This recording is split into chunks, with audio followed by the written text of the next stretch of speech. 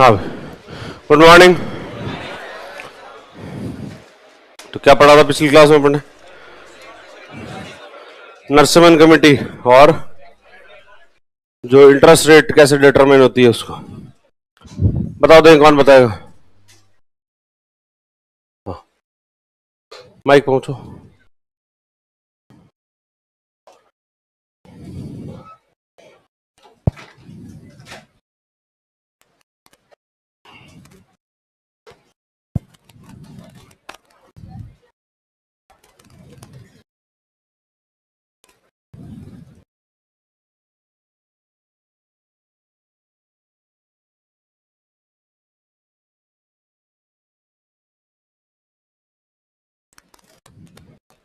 हाँ, Narasimhan Committee first, it was constituted in 1991, and the recommendations were banks should not be nationalized, private sector bank and foreign bank should be encouraged, and CLR and SSR should be reduced. CRR and SLR. CRR and SLR should be reduced, and in public sector, government shareholding should be reduced to 51%, and there should be three-tiered banking system in which international bank should be 3 to 4 and national bank should be 8 to 10, and there should be regional bank as well, and Local banks.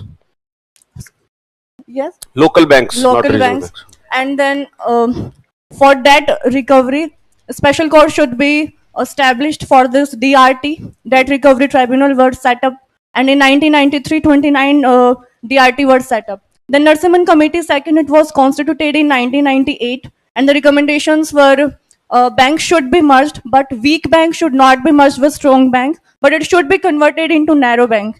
And the narrow bank, it means they will provide loan to the secured sector or government, and Basel standards should be adopted. Basel standards should be adopted, and yes, bank in public sector government shareholding should be reduced to 33%, and then interest rate, RBI instructs other banks for interest rate, and in which first is benchmark prime lending rate, and it was started in 2004, in which bank will provide interest to the best customer, and normal interest rate is equals to PLR plus risk, and there are two type of customer. One is prime customer and second is subprime customer. Then base rate, it was started in 2010, and in which cost is used to measured, in which minimum interest rate is determined. Bank couldn't give interest to the lower than the interest rate. Then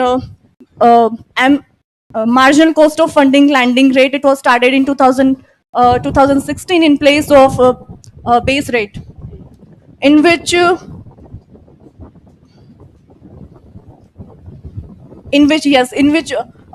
repo rate should be included so that monetary policy could be implemented effectively. Then external benchmark lending rate, it was effective from 1st November 2019, and there are four options of benchmark mechanism. One is RBI repo rate and 91-day T-bill yield and 182 T-bill yield, and any other option which was recognized by the Financial Benchmark Private Limited, and it will ensure policy rate cut decision making which borrowers reach faster. Very good.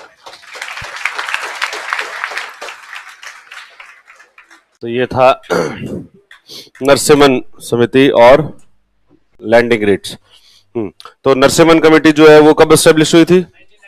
2 bar establish हुई। सबसे पहले Narasimhan committee जो है 1991 के अंदर आई, और उसने क्या कहा कि बैंकों का राष्ट्रीयकरण, जो नेशनलाइजेशन है, वो नहीं होना चाहिए। और दूसरी बात, जो निजी बैंक है, प्राइवेट बैंक है, उनको और विदेशी बैंकों को प्रोत्साहित किया जाना चाहिए। इसके बाद में फिर प्राइवेट बैंक्स जो उनको लाइसेंस देना शुरू कर दिया गया। 93 में लाइसेंस दिए गए प्राइवेट बैंक्स को। और उसके बाद इन्होंने कहा कि जो बैंकिंग सिस्टम है वो 3 प्रकार का होना चाहिए। सबसे पहले तो क्या हो, इंटरनेशनल लेवल के बैंक होने चाहिए भारत में 3 से 4, राष्ट्रीय स्तर के बैंक होने चाहिए 8 से 10, और बहुत सारे बैंक होने चाहिए जो कि जो है वो स्थानीय स्तर के बैंक हो।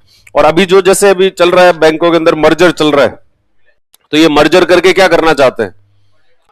बड़े बैंक स्थापित करना चाहता है, बड़े बैंक स्थापित करके ये नरसिम्हन कमेटी की जो रिकमेंडेशन है उसी को इंप्लीमेंट करना चाहते हैं कि भारत के अंदर कम से कम 3 से 4 बैंक तो ऐसे हों जो कि किस लेवल के होने चाहिए, इंटरनेशनल लेवल के हों। तो इंटरनेशनल लेवल के बैंक कैसे बनेंगे? अंतरराष्ट्रीय स्तर का बैंक तब बनेगा जब बैंक बड़ा हो, और बैंक बड़ा हो तो उसके लिए उसका क्या करना पड़ेगा? मर्जर। तो इसलिए मर्जर करते हुए जो 27 बैंक थे पब्लिक सेक्टर के, और उनको कम करते करते कहां पर ले आए? 12 पर। और वित्त मंत्री ने भी कुछ दिन पहले भी कहा था कि अभी भविष्य के अंदर हो सकता है कि और ज्यादा जो मर्जर है वो हो।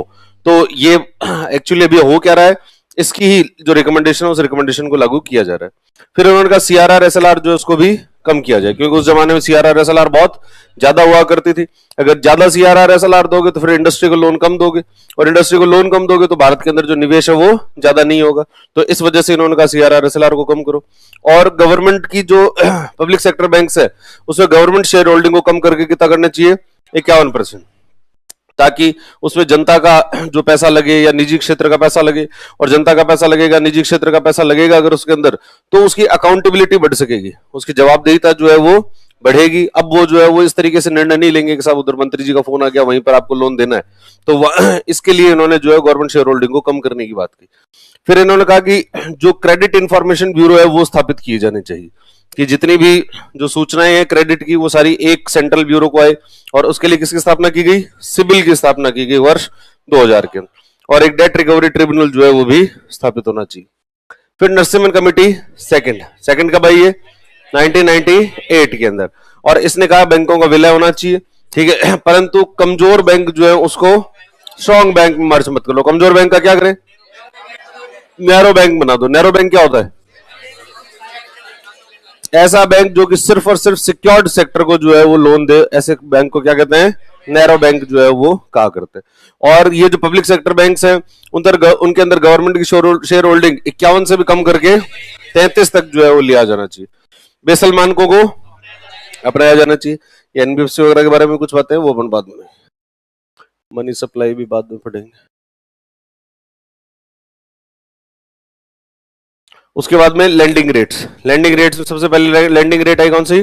बेंचमार्क प्राइम लैंडिंग रेट, कि कितने पर आपको देनी चाहिए। तो 2004 में उन्होंने गाइडलाइन निकाली और उसमें कहा कि आपको जो ऋण है वो ऋण जो आपके प्राइम कस्टमर्स हैं, एक तो उनके कितने पे देते हो उनको, तो प्राइम कस्टमर्स को जो लैंडिंग रेट है उसको क्या नाम दिया गया? प्राइम लैंडिंग रेट, पीएलआर नाम दे दिया गया। और आपको नॉर्मल जो इंटरेस्ट रेट होनी चाहिए वो क्या होनी चाहिए? पीएलआर प्लस रिस्क, यानी कम से कम पीएलआर से तो ज्यादा ही हो। परंतु ये कोई बाइंडिंग नहीं थी, बाध्यकारी नहीं थी, और बाध्यकारी नहीं थी इसलिए कुछ बैंक जो इसको अपना रहे थे, कुछ बैंक ने इसको नहीं अपनाया। इसलिए उन्होंने 2010 के अंदर एक नई सिस्टम लेकर आए जिसको कहा गया बेस रेट। और बेस रेट में उन्होंने कहा कि भाई बेस रेट से नीचे तो आप किसी भी प्रकार का ऋण दे ही नहीं सकते। अब ये बाइंडिंग है, अब ये जो है मैंडेटरी हो गया, अब बाध्यकारी है। आप बेस रेट से कम कोई ऋण नहीं दे सकते। और बेस रेट की कैलकुलेशन कैसे करोगे? तो आपकी लागत के आधार पर, कॉस्ट कितनी पड़ रही है उसके आधार पर बेस रेट जो है वो कैलकुलेट होगी। यानी हर जो बैंक होगा उसका बेस रेट क्या होगा? अलग अलग होगा। क्यों होगा अलग अलग? क्योंकि सबकी कॉस्ट क्या है? अलग अलग है। और फिर इन्होंने, पर इसके अंदर दिक्कत ये थी कि बेस रेट का जो सिस्टम है, इस बेस रेट में जो कॉस्ट आप कैलकुलेट कर रहे हो इसके अंदर कहीं भी रेपो रेट नहीं है। और रेपो रेट नहीं है तो आरबीआई तो भले ही रेपो रेट को ऊपर नीचे कर रही है, पर बैंक अपने इंटरेस्ट रेट को ऊपर नीचे नहीं कर रहा। क्यों नहीं कर रहा? क्योंकि इन दोनों का आपस में कोई लिंक नहीं है। और लिंक स्थापित करने के लिए फिर 2016 के अंदर सिस्टम लेके आए MCLR, marginal cost of funds based lending rate. और एमसीएलआर के अंदर उन्होंने कहा कि जो कॉस्ट की गणना करते हो उसके साथ साथ में किसको रखो? रेपो रेट रखो, ताकि मॉनेटरी पॉलिसी को और ज्यादा इफेक्टिव बनाया जा सके। पर इसमें भी दिक्कत थी। इसमें दिक्कत क्या थी कि यहां पर जो है रेपो रेट तो है ही, साथ साथ में बाकी कॉस्ट भी है। और बाकी कॉस्ट होने के कारण जो है वो फिर वापस हर बैंक के द्वारा इंटरनली वो कॉस्ट डिटरमाइन हो रही है, और हर बैंक के द्वारा एमसीएलआर फिर अलग अलग होगा। इस वजह से भी दिक्कतें आ रही थी। तो इसलिए फिर इन्होंने 1 अक्टूबर 2019 से कौन से लेकर आए? External benchmark lending rate. और उन्होंने कहा कि भाई अब ये इंटरनली डिसाइड नहीं करोगे कि आपकी बेंचमार्क कितना रहेगा। बेंचमार्क कहां से निर्धारित होगा? एक्सटर्नली, बाहर से मतलब आरबीआई ने कहा 4 ऑप्शन दिए, या तो आप जो है वो रेपो रेट रख लो, या फिर 91 दिन के ट्रेजरी बिल की यील्ड, या फिर 182 के ट्रेजरी बिल की यील्ड, या फिर कोई फाइनेंशियल इंडिया जो बेंचमार्क लिमिटेड है, एक नाम की कंपनी है, इस कंपनी के द्वारा अगर कोई बेंचमार्क बनाया गया हो, जैसे मिबोर अगर इन्होंने बनाया है और उसके आधार पर अगर रखो तो ऐसी चीजों को भी रखा जा सकता है। तो ये कुल जो है वो 4 होनी चाहिए। परंतु एक प्रकार के जो ऋण होंगे उसमें बेंचमार्क एक जैसा ही होगा। जैसे अगर आपने सारे बैंक ने मिलकर डिसाइड कर लिया कि होम लोन जो है उस होम लोन में हम रेपो को रखेंगे, तो फिर सारे बैंक होम लोन के लिए रेपो को रखोगे। किसी ने डिसाइड कर लिया कि साहब ऑटो लोन, ये जो गाड़ियों के लोन होते हैं, गाड़ियों वाले लोन के अंदर हम 91 दिन का ट्रेजरी बिल यील्ड रखेंगे, तो फिर सभी बैंकों को यही रखना पड़ेगा ताकि सभी बैंकों में क्या बनी रहे, एक रूपता जो है वो बनी रहे। यहां तक तो पढ़ लिया था। अब अगले लिखो पेमेंट बैंक। पेमेंट बैंक, हाँ, टी बिल क्या होता है मैंने बोला था ना, आगे बताऊंगा, इसलिए धैर्य रखना होता है। जब मैंने बताया था टी बिल तुम्हें समझ में नहीं आया होगा, पर मैं आगे बताऊंगा, जब शेयर बाजार पढ़ेंगे तब पता लगे।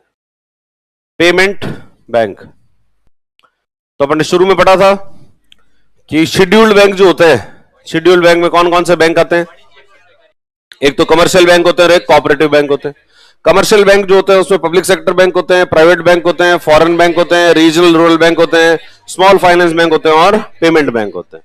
रीजनल रूरल बैंक तक तो पहले पढ़ लिया था, वो दो और बचे थे, तो वो कौन से हैं, तो लिखो पेमेंट बैंक, भुगतान बैंक। इसकी स्थापना हुई 2016 में, 2015 में, 15 में स्थापना, 2015 में, 2015 में स्थापित, एस्टैब्लिश्ड इन 2015। देखो ये बैंक कैसे बैंक है, पेमेंट के लिए बनाए गए। हालांकि अब तो उस समय पेमेंट के इतने ज्यादा साधन होते नहीं थे, इसलिए अलग से बैंक बनाने की बात सोची। अभी वर्तमान में तो डिजिटल पेमेंट इतना ज्यादा हो गया है कि अब इनके इतनी अपने को इनकी जरूरत है नहीं, वरना उससे पहले क्या होता था कि पेमेंट करना, एक जगह से दूसरी जगह पैसे भेजना, ये अपने आप में बहुत मुश्किल है, क्योंकि भारत के अंदर बहुत सारे ऐसे माइग्रेंट लेबर जो है बहुत ज्यादा है कि जो एक जगह से दूसरी जगह जाते हैं काम करने के लिए। बिहार का कोई मजदूर है, वो केरल में जा रहा है और मजदूरी कर रहा है। अब केरल में मजदूरी कर रहा है तो उसको वहां से पैसे आ रहे हैं, अब पैसे आ रहे हैं तो अब इस पैसे को वापस घर भेजना है, कैसे भेजें, तो इसको घर भेजना जो है वो थोड़ा मुश्किल था। मतलब पहले उसमें जो कॉस्ट लगती थी, जब मनी ऑर्डर से भेजो या ऐसे भेजते थे, तो उसे कॉस्ट जो है थोड़ी ज्यादा लगती थी। कॉस्ट ज्यादा लगती थी तो बैंक, जो सरकार ने सोचा कि भाई कुछ ऐसे बैंक बनाते हैं जो कि बैंक सिर्फ और सिर्फ क्या काम करेंगे, पेमेंट का ही काम करेंगे, वो और दूसरे लोन वोन देने का काम नहीं करेंगे, सिर्फ एक जगह से दूसरी जगह पैसे भेजने का काम जो है वो करें। ऐसे विशेष प्रकार के बैंक बनाओ, और उन बैंकों को नाम क्या दिया गया, पेमेंट बैंक जो है वो नाम दिया गया। इनके लिए कुछ शर्तें रखी गई कि ये जो पेमेंट बैंक है, इस पेमेंट बैंक की जो पूंजी होनी चाहिए वो कितनी होनी चाहिए, तो इन्होंने कहा पूंजी जो है 100 करोड़ होनी चाहिए। टोटल कैपिटल कितनी हो इसकी, 100 करोड़। अब 100 करोड़ की पूंजी कहां से आएगी, तो इसके जितने मालिक होंगे उन्होंने सबने मिलकर बनाई होगी, मिलकर ये पैसे दिए होंगे जितने पार्टनर है। अब इसमें कुछ एक व्यक्ति ऐसा होगा जो कि सबसे ज्यादा जिसका होल्डिंग होगा, उसको कहते हैं प्रवर्तक, प्रमोटर, कि उस कंपनी को जो है वो कौन प्रमोट कर रहा है, उस बैंक को कौन प्रमोट कर रहा है। तो प्रमोट करने वाला जिसका सबसे ज्यादा शेयर होल्डिंग होती है उसको क्या नाम देते हैं, प्रमोटर कह देते हैं, प्रवर्तक। तो ये जो प्रमोटर है, इन सब मालिकों में से जो प्रमोटर है उसके पास में 40% शेयर होने चाहिए। पूंजी का कितना लगाए वो, 40%, यानी अगर 100 करोड़ है तो 40 करोड़ किसका लगेगा, प्रमोटर का जो है वो 40 करोड़ लगेगा। जो भी कंपनी आपकी प्रमोटर है, मान लो कि ये आइडिया वाले हैं, अगर आइडिया ने पेमेंट बैंक खोला तो इसका मतलब है आइडिया पेमेंट बैंक नाम दे दो उसको, तो और नाम दे दिया तो उसका 40% किसका होना चाहिए, आइडिया वालों का जो है वो 40% होना चाहिए। तो जो भी प्रमोटर होगा उसके पास पूंजी का 40% होना चाहिए। फिर ये जो पेमेंट बैंक है, इन पेमेंट बैंक के अंदर डिपॉजिट आएगा, लोग इसमें खाते खुलाएंगे, पर ये लोग जो है वो 2 लाख रुपए से ज्यादा का डिपॉजिट नहीं ले सकते। जो आप डिपॉजिट लेंगे वो कितना लोगे, 2 लाख रुपए से ज्यादा का डिपॉजिट जो है वो नहीं ले सकते। और डिपॉजिट में भी क्या होता है कि देखो 2 प्रकार के डिपॉजिट होते हैं। एक तो होता है जो आपका करंट अकाउंट या सेविंग अकाउंट, और एक होता है एफडी या आरडी। तो आप सिर्फ और सिर्फ क्या खोल सकते हो, करंट अकाउंट या सेविंग अकाउंट उसमें ओपन किए जा सकते हैं। एफडी वगैरह जो है वो ओपन नहीं की जा सकती। सिर्फ क्या खोल सकते हो, एक तो होता है करंट अकाउंट, दूसरा होता है सेविंग अकाउंट। इसका क्या मतलब होता है करंट अकाउंट सेविंग अकाउंट का, देखो आपके पास में बैंक के अंदर खाता है, तो आपके पास में जो एटीएम है, उस एटीएम में अगर एटीएम में जाते होंगे तो पूछता होगा कि किस प्रकार का अकाउंट है, तो आप क्या बताते हो उसको, सेविंग अकाउंट। तो एक तो होता है सेविंग अकाउंट, सेविंग अकाउंट उन लोगों के लिए खोला जाता है जिनको बार बार पैसों की जरूरत नहीं होती, जिनको ऐसे महीने में 2 4 5 बार पैसों की जरूरत है, तो वो एटीएम से कितनी बार निकालेंगे? 5 बार पैसे निकाले। और उनकी जमाएं भी 1 बार आएगी या 2 बार ही जमा आएगी, तो 1 2 बार जमा होगी बैंक में पैसा और 2 4 बार जो है पैसा बाहर निकाला जाएगा। इससे ज्यादा ट्रांजेक्शन नहीं होंगे। पर कुछ व्यवसाय ऐसे होते हैं जिनके यहां पर क्या होता रहता है, बहुत सारा तो पैसा आता है और बहुत सारा पैसा जाता है, तो वहां पर लेन देन जो है बहुत ज्यादा है, बहुत ज्यादा होते हैं, तब कौन सा अकाउंट खोलते हैं? Current account. तो जितने भी बिजनेस हैं, बिजनेस कौन सा अकाउंट खोलेगा? करंट अकाउंट जो है वो अकाउंट खोलेगा। जैसे मान लो स्प्रिंग बोर्ड है, तो स्प्रिंग बोर्ड का अकाउंट होगा, तो वो अकाउंट कैसा होगा? करंट अकाउंट होगा। क्यों होगा? क्योंकि बहुत सारी जमाएं आएगी और बहुत सारे पैसे निकले भी, तो इधर से जमाएं खूब आई और उधर से जो है पैसे निकल भी गए, तो ये जो लेन देन हो रहा है ये बहुत ज्यादा होगा, इसका नंबर जो है वो बहुत ज्यादा है। तो सेविंग अकाउंट में बहुत ज्यादा नंबर जो है वो अलाउड नहीं होता। आपने अगर 5 कर लिए, 5 से ज्यादा जैसे करोगे तो आपके पेनल्टी लगेगी। आपने अगर जो है जैसे एटीएम से पैसे निकाले, तो उसकी एक निश्चित सीमा होती है कि आपने 5 बार ट्रांजेक्शन कर सकते हो, 5 बार पैसे निकाल लिए। अब उसके बाद 6ठी बार पैसे निकालने चले गए, तो फिर एटीएम वाले क्या लगाएंगे? आपके ऊपर चार्ज लगाएंगे कि भाई आपका खाता जो है वो इसलिए नहीं खोला था आपने कि आप इतने सारे बार पैसे निकालोगे, आप एक लिमिटेड टाइम तक ही पैसे निकाल सकते हो। तो ये जो होते हैं पेमेंट बैंक वाले, ये क्या कर सकते हैं? करंट अकाउंट या सेविंग अकाउंट जो है वो ओपन कर सकते हैं, पर डिपॉजिट कितना लेंगे? 2 लाख से ज्यादा का डिपॉजिट जो है वो नहीं लेंगे। और इनका काम क्या है? इनका काम जो है वो ऋण देना नहीं है, लोन देना इनका काम नहीं है। इनका काम है सिर्फ कि ये एक डिपॉजिटर है ए और ये दूसरा डिपॉजिटर बी, इससे पैसा इसके पास में, इससे पैसा इसके पास में, या कोई सी डिपॉजिटर है तो उसके पास में पेमेंट करना इनका काम है। तो इसलिए ये लोन जो है वो क्या करते हैं? लोन नहीं दिया करते। ये वाले बैंक जो है इनको कहा लोन मत दो, और लोन नहीं दोगे तो आप क्रेडिट कार्ड जो है वो जारी नहीं कर सकते। क्रेडिट कार्ड क्या होता है? एक ऐसा कार्ड होता है, जैसे एक तो अपने पास डेबिट कार्ड, एक तो आपके जो एटीएम से पैसे निकालते हो तो कार्ड कौन सा है? वो डेबिट कार्ड। और डेबिट कार्ड के अंदर तो पहले से पैसे पड़े हुए हैं और आपने उसमें से पैसे निकाल लिए। क्रेडिट कार्ड के अंदर आपके पहले से पैसे नहीं पड़े हुए, आप जाओ और क्या कर लो? शॉपिंग करो। और शॉपिंग करोगे तो मतलब आपको उधार दिया है, किसी बैंक ने जिसने वो क्रेडिट कार्ड दिया है वो आपको उधार दे रहा है। तो ये पेमेंट बैंक जो है वो क्रेडिट कार्ड जारी नहीं कर सकते, लेकिन इन लोगों को क्या जारी कर सकते हैं? डेबिट कार्ड जारी कर सकते हैं। तो पेमेंट जो बैंक होते हैं वो डेबिट कार्ड तो जारी कर सकते हैं पर क्रेडिट कार्ड जारी नहीं कर सकते। सीआरआर एसएलआर के नियम इनके ऊपर लागू होते हैं। इनको जितनी डिपॉजिट आती है उसका कुछ पैसा सीआरआर में देना पड़ता है, जितना सबके लिए है उतना ही। और जो एसएलआर है वो इनके लिए 75% है। 75% पैसा किसमें निकल लगाना पड़ेगा? एसएलआर के अंदर लगाना। भाई लोन तो दे नहीं सकते, लोन नहीं दोगे तो जो डिपॉजिट है उसका करोगे क्या? भाई कहीं ना कहीं से खर्चा भी तो निकालोगे। भाई आपको सिर्फ पेमेंट करना है, आपको लोन वोन देने नहीं है, रिस्क बिल्कुल है नहीं, तो सिर्फ आपको खर्चा पर आपका कहीं ना कहीं शाखा भी होगी, कहीं ना कहीं आप एटीएम भी बनाओगे, कहीं कुछ लोगों को जो एम्प्लॉयमेंट में भी रखोगे, तो इन लोगों को रख रहे हो तो इनके खर्चे कहां से निकालोगे? इसलिए कहा कि सीआरआर में तो पैसे दे ही दो, बाकी पैसा किसमें दो?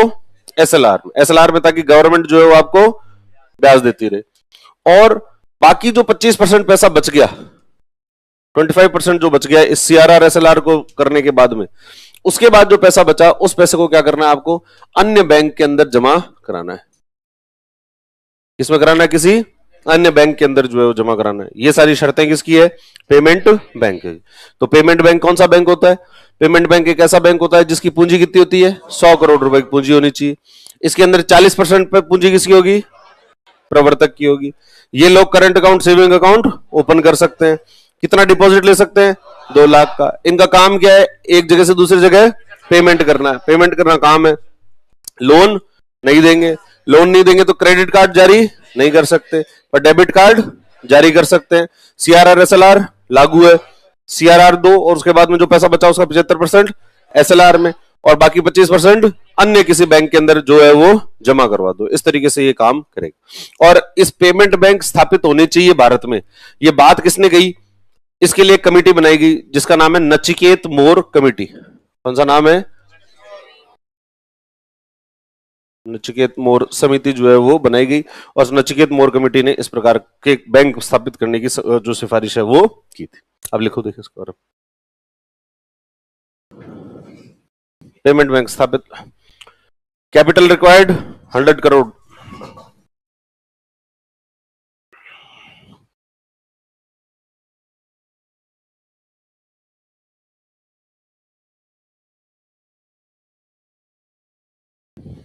पूंजी की आवश्यकता है 100 करोड़। प्रमोटर की हिस्सेदारी 40%। प्रमोटर शेयर होल्डिंग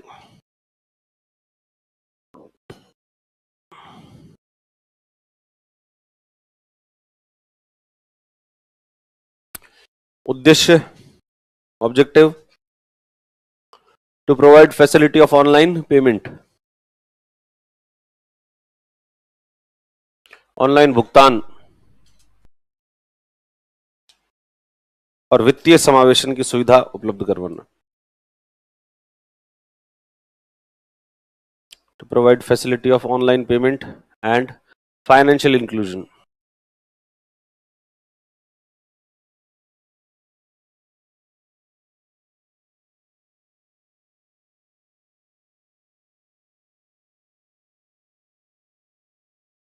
सिफारिश रिकमेंडेशन किसकी है? नचिकेत मोर कमेटी। नचिकेत मोर कमेटी।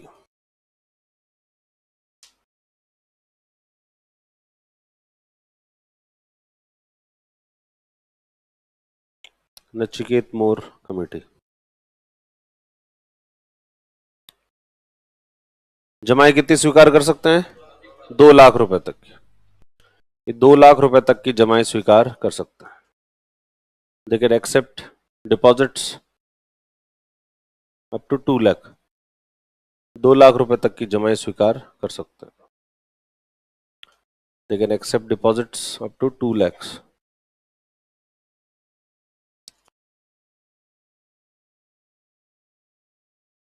और can not accept time deposits. साविधि जमा स्वीकार नहीं कर सकते। साविधि जमा कौन सी होती है? एफडी या आरडी। तो current account saving account open कर सकते हैं, एफडी आरडी जो है आप ओपन नहीं कर सकते। हाँ, हाँ। क्या? अरे वो खुद नहीं करते, उनका किसी दूसरे बैंक से लिंक रहता है, खुद एफडी नहीं बनाते।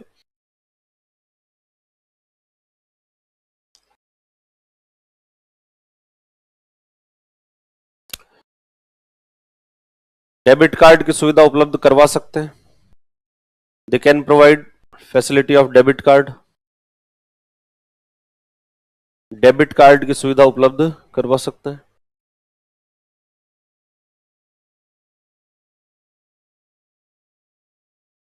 परंतु क्रेडिट कार्ड नहीं दे सकते। But cannot extend, they cannot give credit card. Debit card की सुविधा उपलब्ध करवा सकते हैं, परंतु क्रेडिट कार्ड की नहीं। बट नॉट क्रेडिट कार्ड है। एफडीआईडी क्या होता है? Fix deposit. एफडी होती है फिक्स डिपॉजिट। एफडी के बारे में नहीं सुना?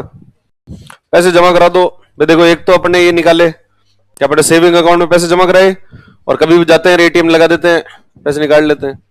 एक आप जो है वो पैसे जमा कराओ और ये कहो कि मैं 10 साल तक पैसे नहीं निकालूंगा। कितने साल तक नहीं निकालूंगा? 10 साल तक। तो बैंक भी निश्चिंत और आप भी निश्चिंत। ऐसे पर बैंक आपको ब्याज देगा, वो ज्यादा देगा। तो आप 10 साल तक उसमें से पैसे नहीं निकाल सकते, तो 10 साल तक लॉक हो गए पैसे आपके। तो इनको कहते हैं एफडी, फिक्स्ड डिपॉजिट। एक होता है आरडी। फिक्स डिपॉजिट में तो पैसे एक बार ही जमा कराए और उसके बाद में कह दिया कि लो पकड़ो, मेरे 10 लाख पकड़ो और 10 साल तक तुम ही रखो अभी 10 साल तक इन पैसों को। एक है कि यार मेरे पास में हर महीने कुछ तनख्वाह आती है और मैं कहूं कि हर महीने में से कुछ पैसे जो है वो किसको जमा कराता रहूंगा? बैंक को। और बैंक को कहूंगा कि ये जो मैं पैसे जमा करा रहा हूं ये तुमसे 10 साल तक नहीं लूंगा। तो बार बार रिकरिंग डिपॉजिट होता रहता है, बार बार डिपॉजिट होता रहता है। तो ऐसे वालों को क्या कहते हैं? RD, recurring deposit. तो एफडी और RD.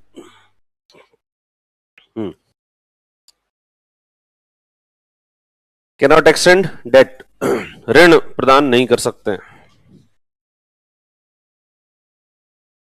They cannot extend date, ऋण प्रदान नहीं कर सकते।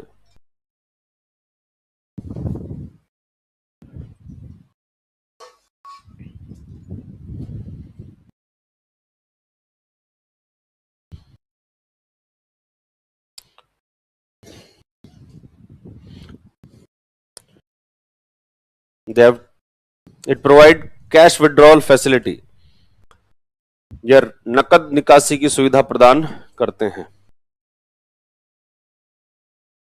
It provide facility of cash withdrawal.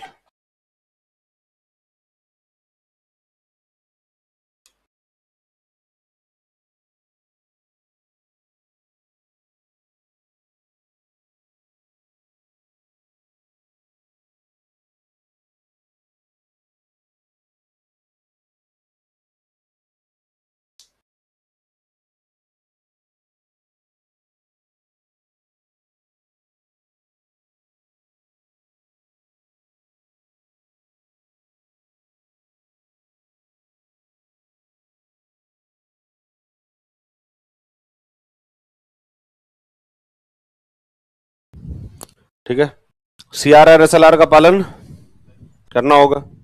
They will have to follow CRR SLR. CRR SLR का पालन करना होगा. They will have to follow CRR SLR.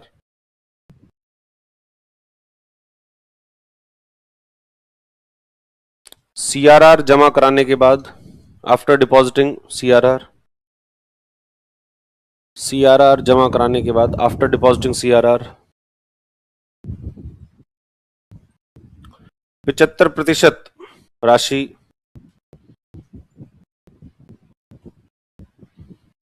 SLR में रखनी होगी. 75% amount should be kept under SLR. 75% राशि SLR में रखनी होगी.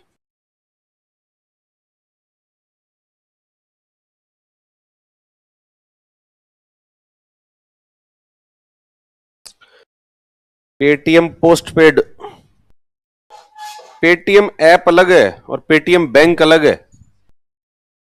देखो, पेटीएम जो ऐप है वो डिजिटल ट्रांजैक्शन की ऐप है, वो एक अलग ऐप है, और पेटीएम बैंक अलग है. बैंक अलग होता है और ऐप अलग होती है, दोनों के अंदर अंतर होता है. तो पेटीएम पोस्ट पेड उपलब्ध करवाता है तो उसको ऐसे मत लो कि वो पेटीएम बैंक उपलब्ध करवा रहा है. और 25% किसमें जमा कराना पड़ेगा? अन्य बैंकों में जमा कराना. Example Paytm bank, Airtel bank है. हाँ, अन्य बैंक में जमा कराएंगे तो ब्याज मिलेगा ना. डिपॉजिटर हो आप, जमाकर्ता को जो ब्याज मिलता है वो ब्याज मिलेगा. पर इसका मतलब हुआ कि इसमें ब्याज बहुत कम मिल रहा है. भाई दूसरे बैंक में जमा कराएंगे तो कितना ब्याज देंगे आपको? 4-5% का लोन देंगे, ब्याज देंगे, जिससे ज्यादा क्या देंगे. और सरकार के अंदर भी जमा कराओगे तो वो 2% से ज्यादा नहीं देंगे, 2-3% से देंगे. तो यानी कमाई के साधन बहुत कम है. इसलिए ये जो बैंक है वो इतने ज्यादा सफल नहीं हुए, सक्सेसफुल जो है वो उतने नहीं. और फिर भारत के अंदर डिजिटल पेमेंट वैसे ही बहुत ज्यादा बढ़ गया कि अब तो जो है पेटीएम बैंक की इस बैंक में खाता खुला और उससे करो, और अब तो सीधा यूपीआई से इतना ट्रांजैक्शन हो जाता है कि आपको इन सब चीजों की जरूरत नहीं होती. लिख लिया सबने? देखो ये क्वेश्चन, देखो एक,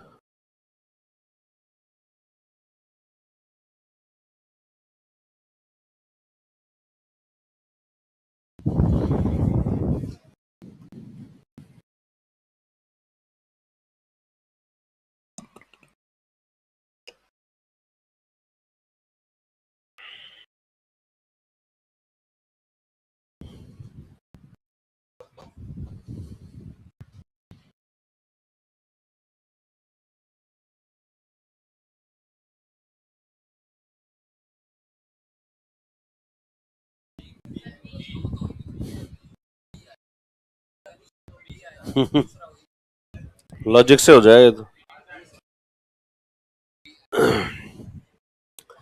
भारत में वित्तीय समावेशन को प्रोत्साहित करने की दृष्टि से भुगतान बैंकों की स्थापना की जा रही है. इस दृष्टि से निम्नलिखित कथनों में से कौन सा सही है या सही है?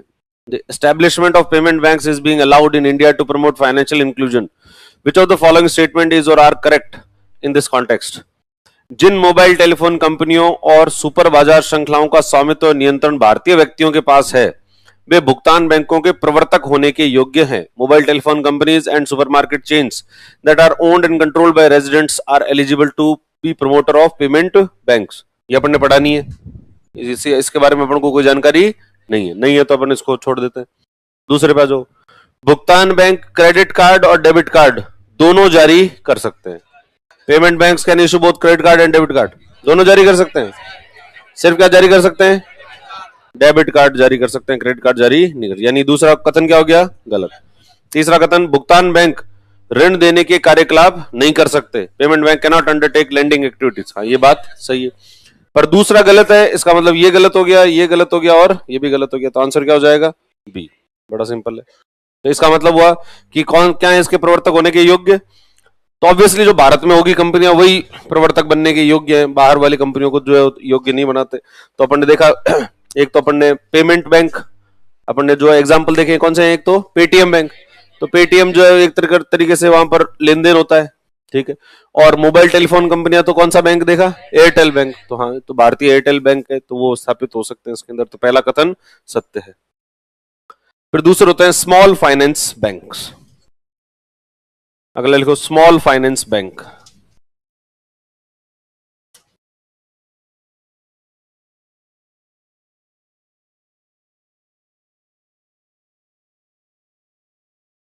Small finance banks,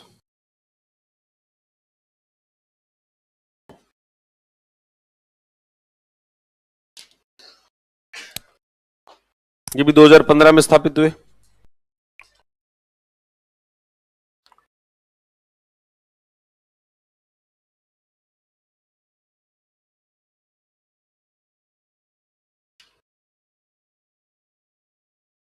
establish in 2015। देखो अब इसके अंदर भी क्या है कि वही पूंजी है, कैपिटल लगानी पड़ेगी। कितनी लगानी पड़ेगी? मिनिमम 100 करोड़ रुपए होनी चाहिए। बहुत सारे शेयर होल्डर्स हो सकते हैं इसमें, जैसे एक होगा जो कि क्या होगा? प्रवर्तक होगा, प्रमोटर होगा। उसके पास में कितना होना चाहिए? 40%। इसका 40% कौन लगाएगा? जो प्रमोटर बैंक होगा वो इसके ऊपर लगाएगा, प्रमोटर जो होगा वो लगाएगा। डिपॉजिट लेंगे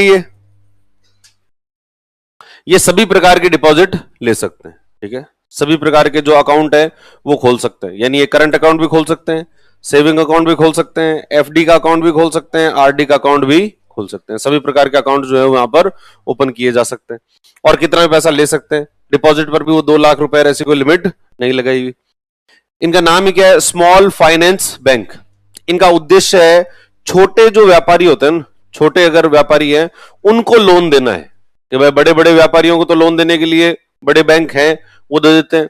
पर जो छोटे छोटे व्यापारी होते हैं, कोई जो है वो थड़ी लगा रहा है या फिर कोई जो है वो किसी ने छोटा सा बिजनेस खोला है, तो उन लोगों को जो लोन चाहिए, तो उनकी लोन की रिक्वायरमेंट पूरी कैसे हो, इसके लिए अलग से बैंक बनाए गए, जिनका नाम ही क्या दे दिया गया?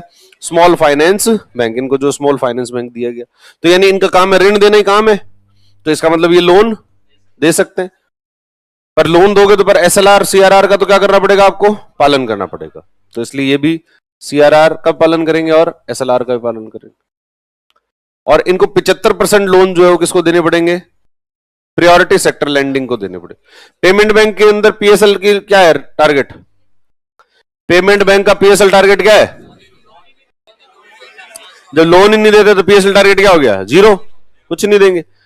और ये जितने भी ऋण दे रहे हैं ये लोग, स्मॉल फाइनेंस बैंक वाले जितना भी ऋण देंगे, उसका 50% ऋण जो है वो 25 लाख रुपए से कम का होना चाहिए। किससे कम का हो? 25 लाख रुपए से कम का। कि भाई छोटा बिजनेसमैन होगा, छोटा बिजनेसमैन होगा तो उसकी जो ऋण की आवश्यकता होगी वो भी कम होगी। भाई अगर कोई बड़ा बिजनेसमैन है, कोई रिलायंस है, तो रिलायंस वालों को जो है वो ऋण चाहिए तो 25 लाख का ऋण नहीं चाहिए उसको। उसको ये छोटे मोटे नहीं चाहिए, उसको चाहिए तो हजारों करोड़ों में ही चाहिए होंगे। तो छोटे ऋण जो है वो किसको चाहिए? छोटे बिजनेसमैन को चाहिए। तो और आपको मैंडेटरी कह दिया कि आपके 50% से जो लोन्स हैं, टोटल जितने लोन दिए आपने, उनमें से आपको बताओगे कि साहब 50% लोन तो हमारे ऐसे लोन है जो कि 25 लाख रुपए से कम के। एक लोन कितने का है? 25 लाख रुपए से कम के। भाई एक बिजनेसमैन को दिया, उसको 10 लाख का दे दिया, किसी को 15 लाख का दे दिया, किसी को 20 लाख का दे दिया। ऐसे टोटल कितने होने चाहिए? 50%। टोटल आपने अगर 100 लोन दिए तो 50 लोन ऐसे होने चाहिए जो कि 25 लाख रुपए से कम के हैं। तो ये कार्य जो है वो इनको करना होता है। लिखो देखो स्मॉल फाइनेंस बैंक बस।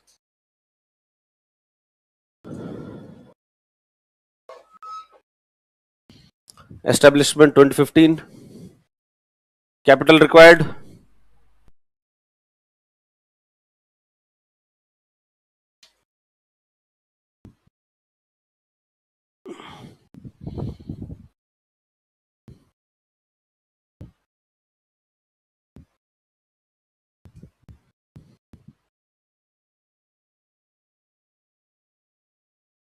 Small finance bank. पूंजी की आवश्यकता है 100 करोड़, प्रमोटर की हिस्सेदारी 40%। उद्देश्य, इसका उद्देश्य क्या है? वित्तीय समावेशन, फाइनेंशियल इंक्लूजन। इसका क्या मतलब होता है वित्तीय समावेशन का? इसका मतलब होता है जो लोग वित्तीय इसमें नहीं है सेक्टर में, उन लोगों को उससे जोड़ना, इंक्लूड करना। यानी पहले ये जो छोटे व्यापारी होते हैं ये सामान्यतः ऋण कहां से लेते हैं? साहूकार से ले लेते हैं। कई ये जो ब्याज पर काम करते हैं, ब्याज बट्टे का काम करते हैं बहुत सारे लोग, तो वो लोग जो है वो इनको क्या देते हैं? ऋण देते हैं। परंतु वो जो ऋण देते हैं उसकी ब्याज दर बहुत ज्यादा होती है, 5 रुपए सैकड़ा, 10 रुपए सैकड़े के ऊपर जो है वो ब्याज देते हैं। अब इतना ज्यादा महंगा आप लोन ले रहे हो तो वो इसलिए ले रहे हो क्योंकि बैंक में आपका पहले से खाता नहीं है और बैंक वाले जो है वो आपको जानते नहीं है, तो इसलिए इन लोगों को बैंकिंग क्षेत्र से जोड़ने के लिए आपने ये बनाए। लिखो, उद्देश्य वित्तीय समावेशन। यह ग्राहकों को सभी प्रकार के खातों की सुविधा प्रदान करता है, यानी current account, saving account, FD, RD कुछ भी ओपन कर सकते हो। It provides the facility of all types of accounts to the customers.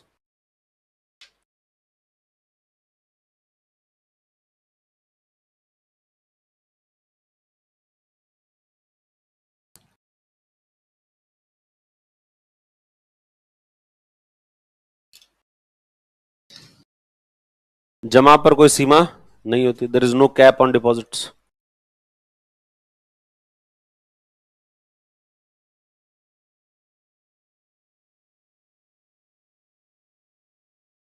CRR SLR का पालन करना होता है, they have to follow CRR SLR.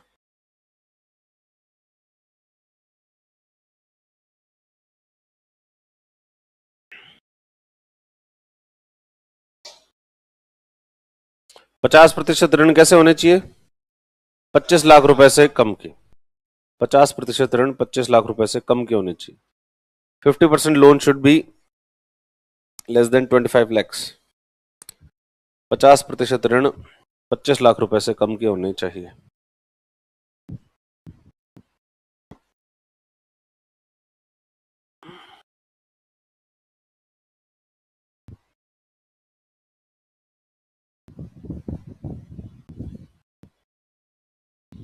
पचास प्रतिशत ऋण 25 लाख रुपए से कम के होने चाहिए।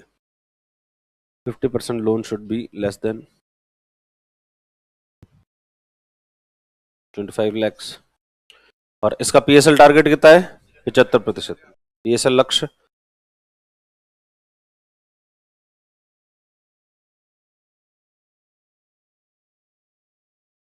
और इनको भी 25% ब्रांचेस ऐसे क्षेत्रों में खोल लिए जहां पर अभी तक बैंकिंग सुविधा उपलब्ध नहीं है। अनबैंक्ड एरियाज, बैंक रहित क्षेत्रों में 25% शाखाएं होनी चाहिए।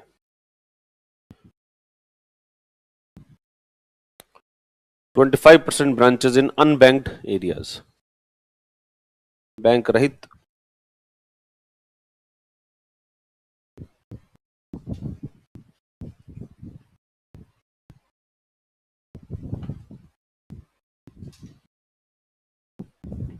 क्या लिखा है? पढ़ो, देखिए क्या लिखा है। चौथा पॉइंट पढ़ो, क्या लिखा है? पीएसएल, सीआरआर एसएलआर नहीं लिखा है? सीआरआर और एसएलआर के नियमों का पालन करना होगा। पीएसएल वाला बाद में लिखना है। यहाँ पीएसएल लिखा है ना तुमने, उसको सीआरआर करो, सीआरआर।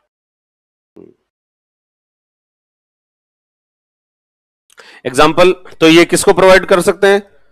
सूक्ष्म उद्योग है, लघु उद्योग है, कृषि है, इन सब चीजों को जो है लोन प्रोवाइड कर सकते हैं। एग्जाम्पल कौन सा है? AU small finance bank, AU small finance bank, Ujjivan small finance bank.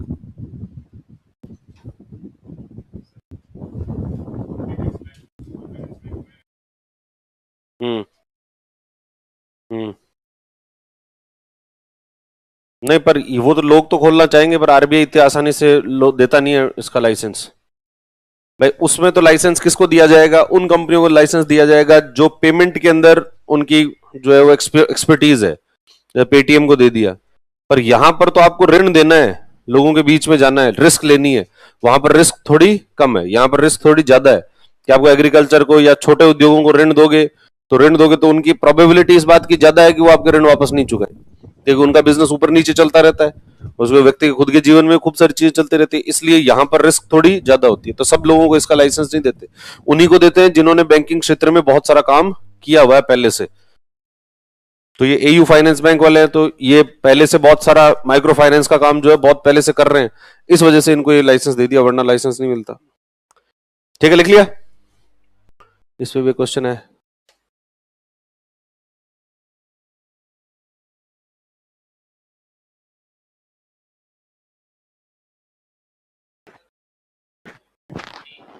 Simple सा ही है,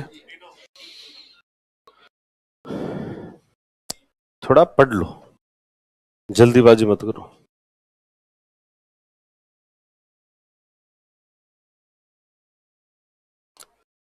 यूपीएससी का क्वेश्चन है, थोड़ा थोड़ा तो उसका इज्जत करो।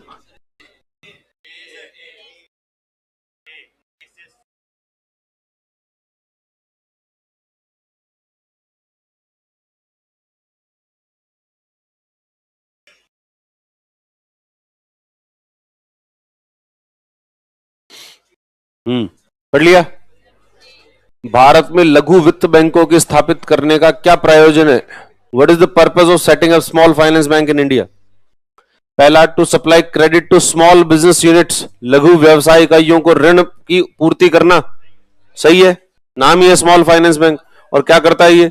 तो जो छोटे छोटे बिजनेस होते हैं उनको ऋण देता है। 50% ऋण जो 25 लाख रुपए से कम के होने चाहिए, पीएसएल टारगेट खुद इसका 75% है। तो पहली बात तो सही है। To supply credit to small and marginal farmers, PSL है तो पीएसएल है तो स्मॉल और मार्जिनल फार्मर्स को ऋण देगा। देगा तो इसका मतलब ये कथन सत्य है। तीसरा कथन क्या है? To encourage young entrepreneurs to set up business particularly in rural areas, युवा उद्यमियों को विशेषतः ग्रामीण क्षेत्रों में व्यापार स्थापित करने के लिए प्रोत्साहित करना। प्रोत्साहित करता है क्या ये? ऐसे जा जाके ऐसे को सेमिनार लेता है, मोटिवेशन की टॉक्स ऑर्गेनाइज करता है कि बनो, तुम्हें जो है वो बिजनेस करना पड़ेगा। अब युवा के जचे जो करे, युवा को आरएस की तैयारी करनी, आरएस की तैयारी करे, युवा को जो है वो कुछ नहीं करना तो वो कुछ नहीं करे। इनको इस बात से कोई मतलब नहीं। आपने बिजनेस खुद ने लगाया है, उसके बाद में आप तो बिजनेस लगाने के बाद में इनके पास आए कि सब हमें ऋण दे दो, तो हाँ ये ऋण दे देंगे, पर ये तुम्हें ऐसे घर जाके मोटिवेट नहीं करेंगे कि तुम्हें प्रोत्साहित करेंगे, नहीं नहीं लगाओ ही, अरे यार क्या बैठे हो तुम, ये क्या तैयारियां कर रहे हो, क्या पढ़ा इनमें तैयारियों में, कब तक तैयारियां करते रहोगे, व्यापार करो व्यापार, ऐसा ये नहीं करते। इस प्रकार की कोई बात इनके द्वारा नहीं। तो पहला और दूसरा आंसर क्या होगा? ए। तो इसलिए जो जल्दीबाजी हम कर रहे थे ना 1 2 3, इसका मतलब है आपने ढंग से जो है पढ़ाई नहीं। अगला लिखो, प्रधानमंत्री मुद्रा योजना।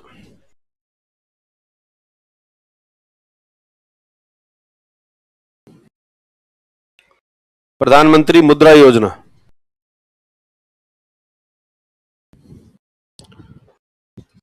इस प्रधानमंत्री मुद्रा योजना के तहत मुद्रा बैंक स्थापित किए गए हैं। ये क्या है मुद्रा बैंक? प्रधानमंत्री मुद्रा योजना,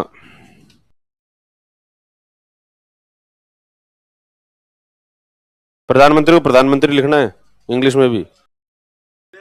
प्राइम मिनिस्टर कह रहा है ये, प्राइम मिनिस्टर नहीं है तो मुद्रा को करेंसी मत कर देना, प्रधानमंत्री करेंसी योजना। ये प्रधानमंत्री मुद्रा योजना ही है ये।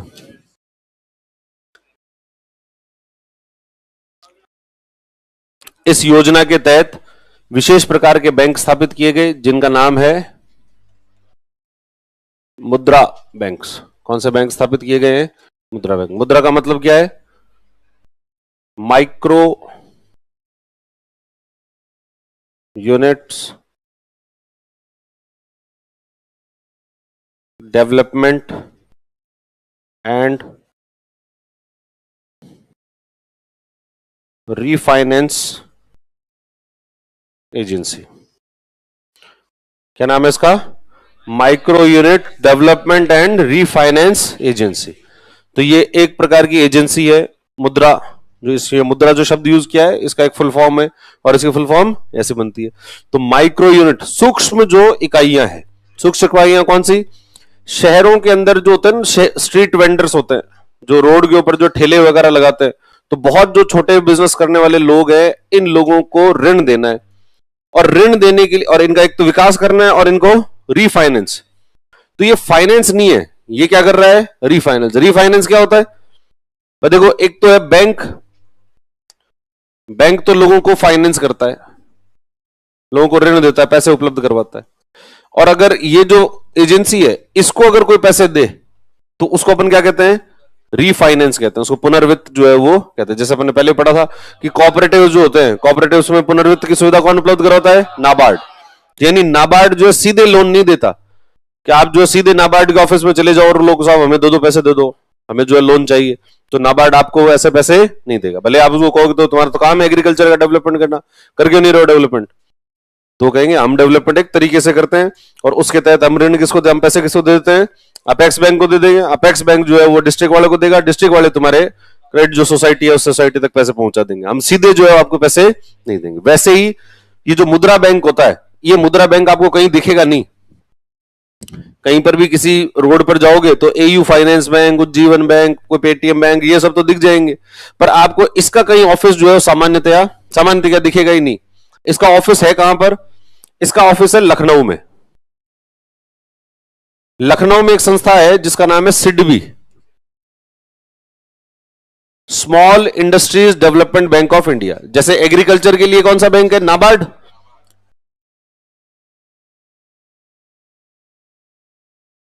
National agriculture and national bank for agriculture and rural development, national bank for agriculture and rural development, कृषि और ग्रामीण क्षेत्रों के विकास के लिए तो नाबार्ड बना दिया। वैसे ही small industries development bank of India, क्या नाम है इसका, स्मॉल लघु उद्योग डेवलपमेंट विकास बैंक ऑफ इंडिया। तो भारत के अंदर जो लघु उद्योग, छोटे उद्योग हैं, उनके डेवलपमेंट के लिए एक अलग से बैंक बना हुआ है।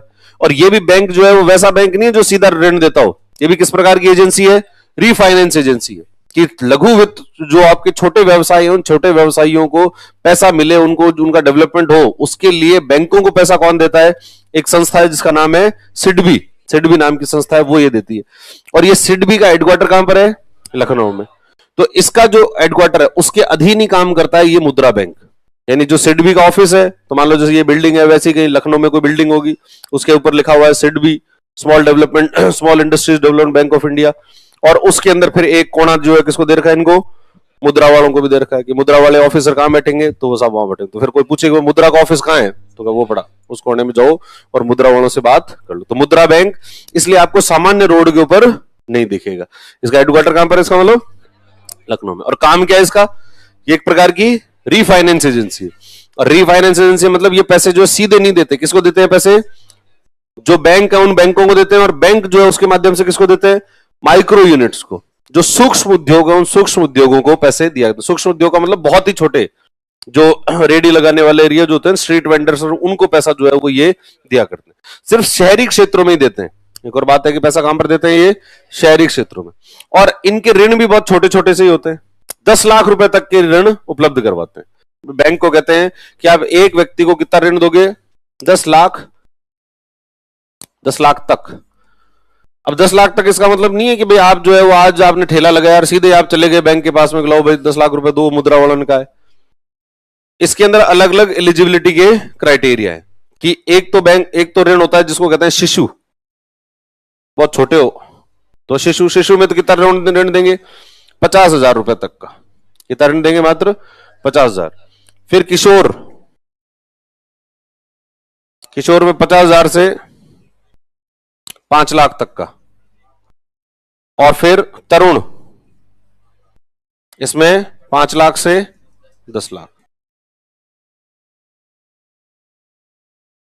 तो यानी आपने अभी तक जो है बैंक में पहली बार ही खाता खुलाया, आपने भी ठेला लगाना शुरू किया है और बैंक में पहली बार खाता खुलाया ही है।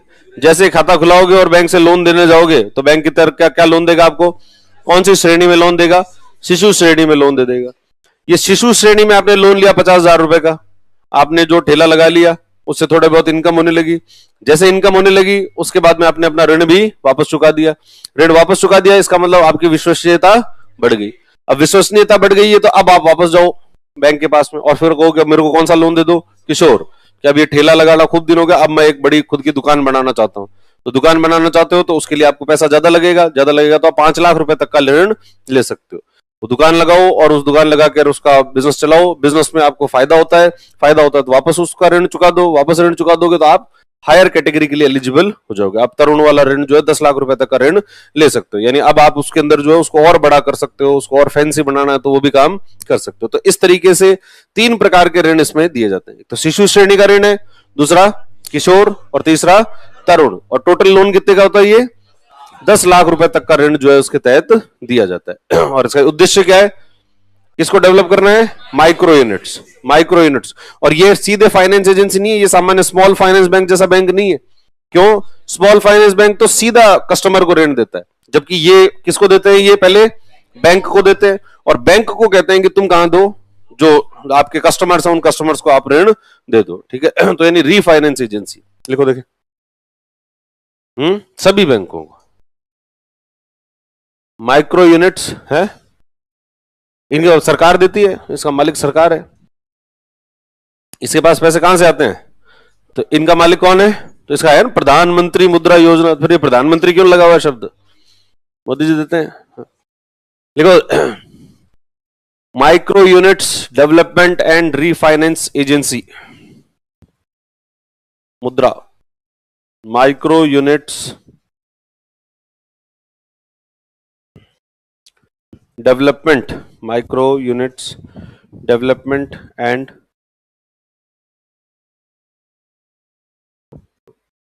रीफाइनेंस एजेंसी, ये मुद्रा की फुल फॉर्म है, micro units development and refinance agency. इस योजना की घोषणा 2015 में की गई। The scheme was announced in 2015। इस योजना की घोषणा 2015 में की गई। The scheme was announced in 2015। इस योजना की घोषणा 2015 में की गई। इसके तहत मुद्रा बैंक की स्थापना की गई। मुद्रा बैंक को नहीं, मुद्रा बैंक की स्थापना, एक ही बैंक है, मुद्रा बैंक की स्थापना की गई। अंडर इट मुद्रा बैंक वॉज एस्टेब्लिश्ड।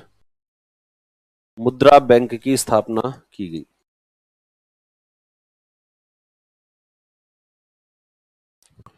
मुद्रा बैंक की स्थापना की गई।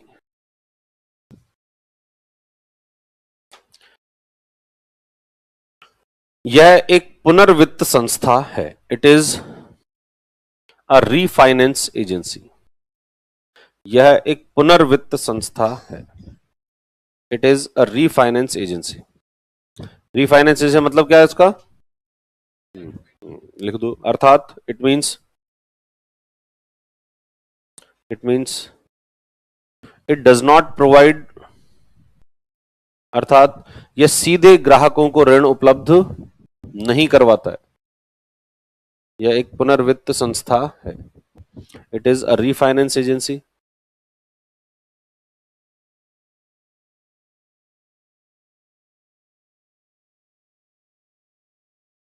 छोड़ो तुम।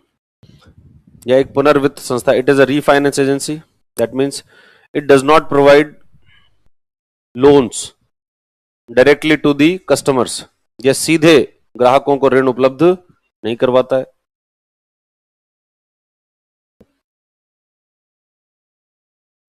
इसका मुख्य उद्देश्य, इट्स मेन ऑब्जेक्टिव इज, इसका मुख्य उद्देश्य, इट्स मेन ऑब्जेक्टिव इज, इसका मुख्य उद्देश्य सूक्ष्म इकाइयों को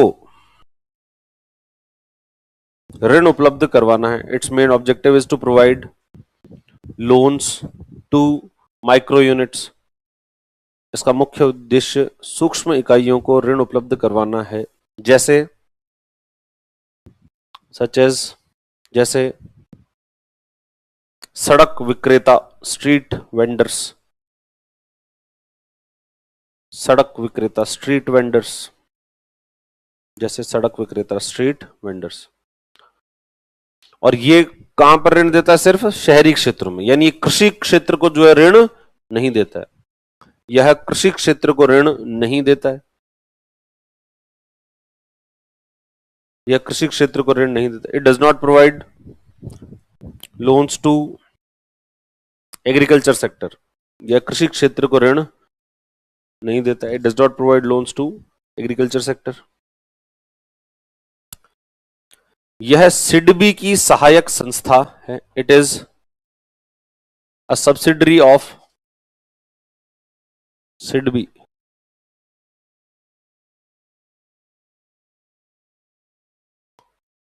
यह सिडबी की सहायक संस्था है। It is the subsidiary of SIDBI. किसके अधीन काम करता है ये? सिडबी के अधीन जो है काम करता है। सिडबी क्या चीज है? Small industries development bank of India. अभी आगे इसके बारे में, सिडबी के बारे में और थोड़ी बहुत बातें देखें। यह सिडबी की सहायक संस्था है। यह 3 प्रकार के ऋण उपलब्ध करवाता है। It provides 3 types of loans. यह 3 प्रकार के ऋण उपलब्ध करवाता है। It provides 3 types of loans. यह 3 प्रकार के ऋण उपलब्ध करवाता है। It provides 3 types of loans. 3 प्रकार के ऋण कौन कौन से हैं? सबसे पहला शिशु, तो लिखो शिशु, किशोर, तरुण। पहला शिशु 50,000 तक। हाँ, इंग्लिश में शिशु शिशु ही है। इंग्लिश में जो है वो मोदी जी हैं, ये शिशु को शिशु ही रखेंगे। शिशु 50,000 रुपए तक का ऋण।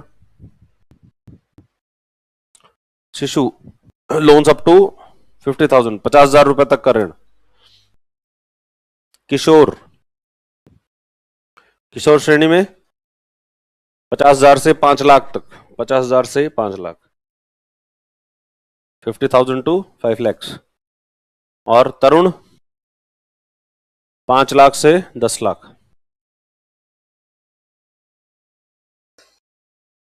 यह है कौन सी योजना? प्रधानमंत्री मुद्रा योजना। मुद्रा योजना के तहत मुद्रा बैंक जो है वो स्थापित कर दिए गए। सिंपल सा क्वेश्चन आया था 2016 में।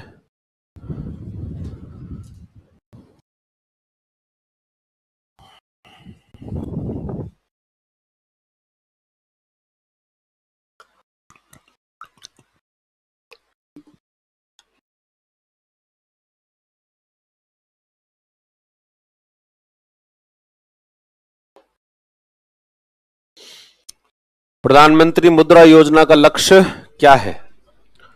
प्रधानमंत्री मुद्रा योजना इज एम्ड एट लघु उद्यमियों को औपचारिक वित्तीय प्रणाली में लाना, providing loans to poor, bringing the small entrepreneurs into formal financial system. हाँ, ये बात तो सही है कि जो बहुत छोटे होते हैं और वो लोग जो है वो पहले ऋण कहां से ले रहे हैं? अनौपचारिक क्षेत्र से ले रहे हैं भाई। ये ठेले वाले एरिया लोग ऋण कहां से लेते हैं? तो साहूकार होते हैं, ऐसे बहुत सारे लोग होते हैं जो ये काम करते हैं। तो वो एक तो ब्याज की दर भी उनकी बहुत ज्यादा होती है और साथ साथ में उनके रिकवरी के मेथड भी क्या होते हैं? थोड़े कठिन होते हैं, मतलब डेंजरस होते हैं थोड़े से। मारपीट भी जो है वो हो जाती है उसके अंदर।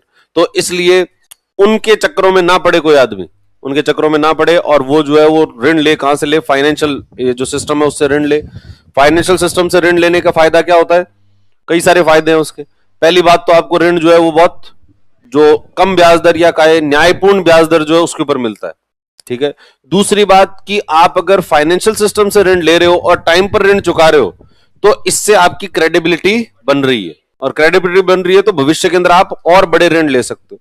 जबकि आप अगर किसी वो ब्याज वाले से पैसे ले रहे हो तो उससे पैसे लिए आपने टाइम पर चुका भी दिए और जबकि आपने ब्याज दर भी ज्यादा दी है तो भी आपकी क्रेडिबिलिटी नहीं बनी। उसके उस व्यक्ति के अलावा फिर आपको और कोई दूसरा जानता भी नहीं है। कोई दूसरे व्यक्ति से पैसे लेने जाओगे तो वो आपको बड़े ऋण नहीं देगा।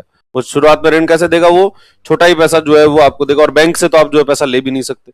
तो इसलिए ऐसे लोगों को औपचारिक जो फाइनेंशियल तंत्र है उसमें लाने का कार्य किया जाना चाहिए। तो ये इसका उद्देश्य है। दूसरा, निर्धन कृषकों को विशेष फसलों की कृषि के लिए ऋण उपलब्ध करवाना। कृषि क्षेत्र को तो ऋण देते ही नहीं है इसके तहत, तो ये तो वैसे गलत हो गया। वृद्ध एवं निस्सहाय लोगों को पेंशन देना, पेंशन का काम नहीं होता इसमें। कौशल विकास और रोजगार सृजन में लगे स्वयंसेवी संगठनों का निधियन या फंडिंग करना, funding to voluntary organisation involved in promotion of skill development. ऐसा कोई स्किल डेवलपमेंट का ये काम नहीं करता। स्किल तुम्हें आती है तो ठीक है, नहीं आती है तो अपने आप सीखो भाई। इनकी जो है वो कोई गारंटी इसकी नहीं है। तो ये फिर एक होता है लोकल एरिया बैंक, अगले लिखो लोकल एरिया बैंक।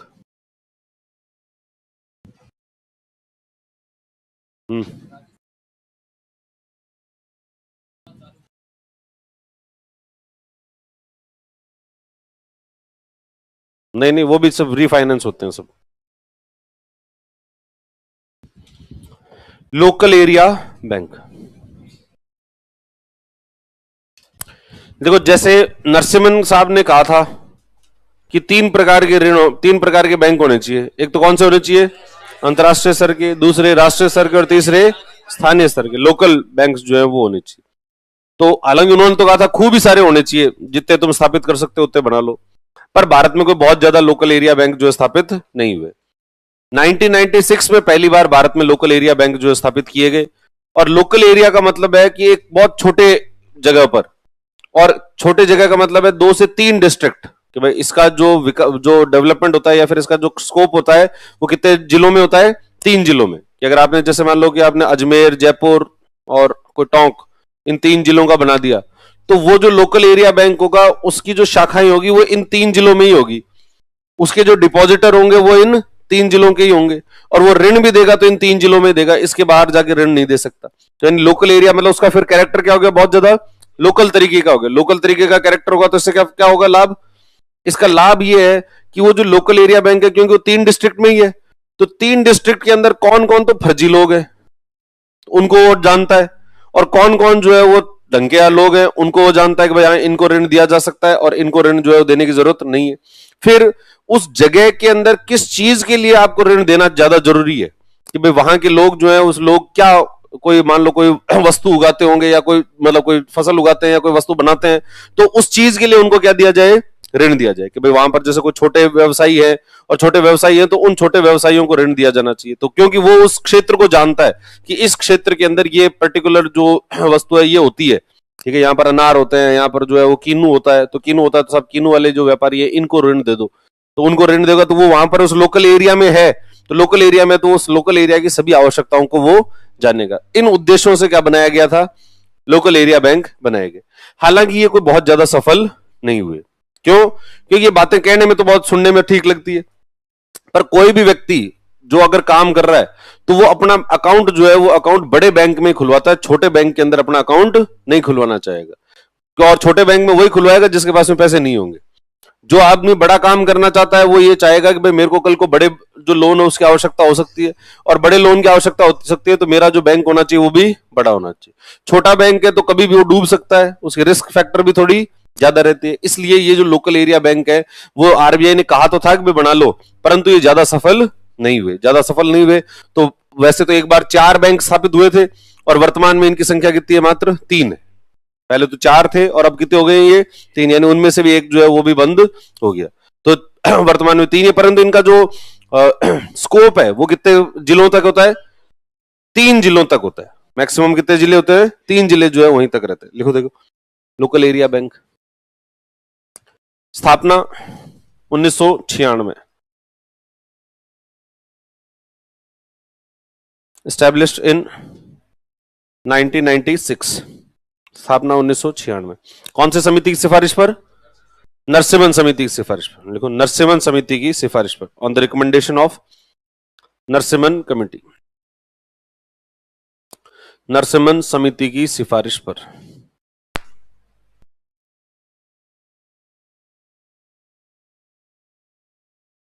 नरसिम्हन समिति की सिफारिश पर, on the recommendation of Narasimhan committee, Narasimhan समिति की सिफारिश पर स्थापित किया गया। इनका कार्यक्षेत्र 3 जिलों तक सीमित होता है। Their functioning area is limited to 3 districts. इनका कार्यक्षेत्र 3 जिलों तक सीमित होता है।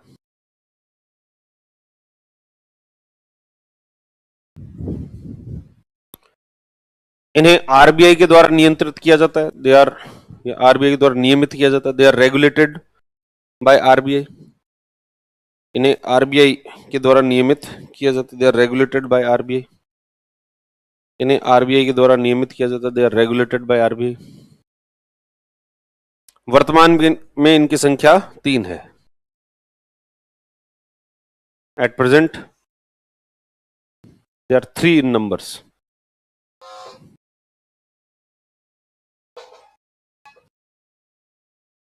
और वो भी साउथ में ही है, एक तो जो है वो महाराष्ट्र में है और एक दो कर्नाटक के अंदर है।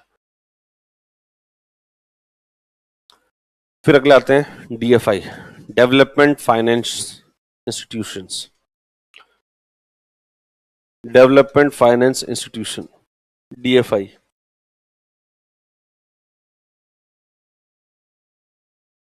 Development finance institution.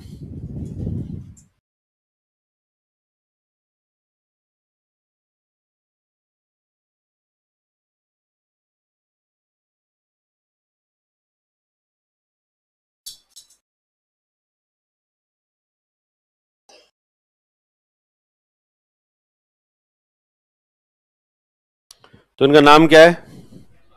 डेवलपमेंट, विकास करना है किस, और विकास करने के लिए क्या देना है? फाइनेंस, वित्त, पैसे देने, और पैसे देने वाली ये संस्थाएं हैं।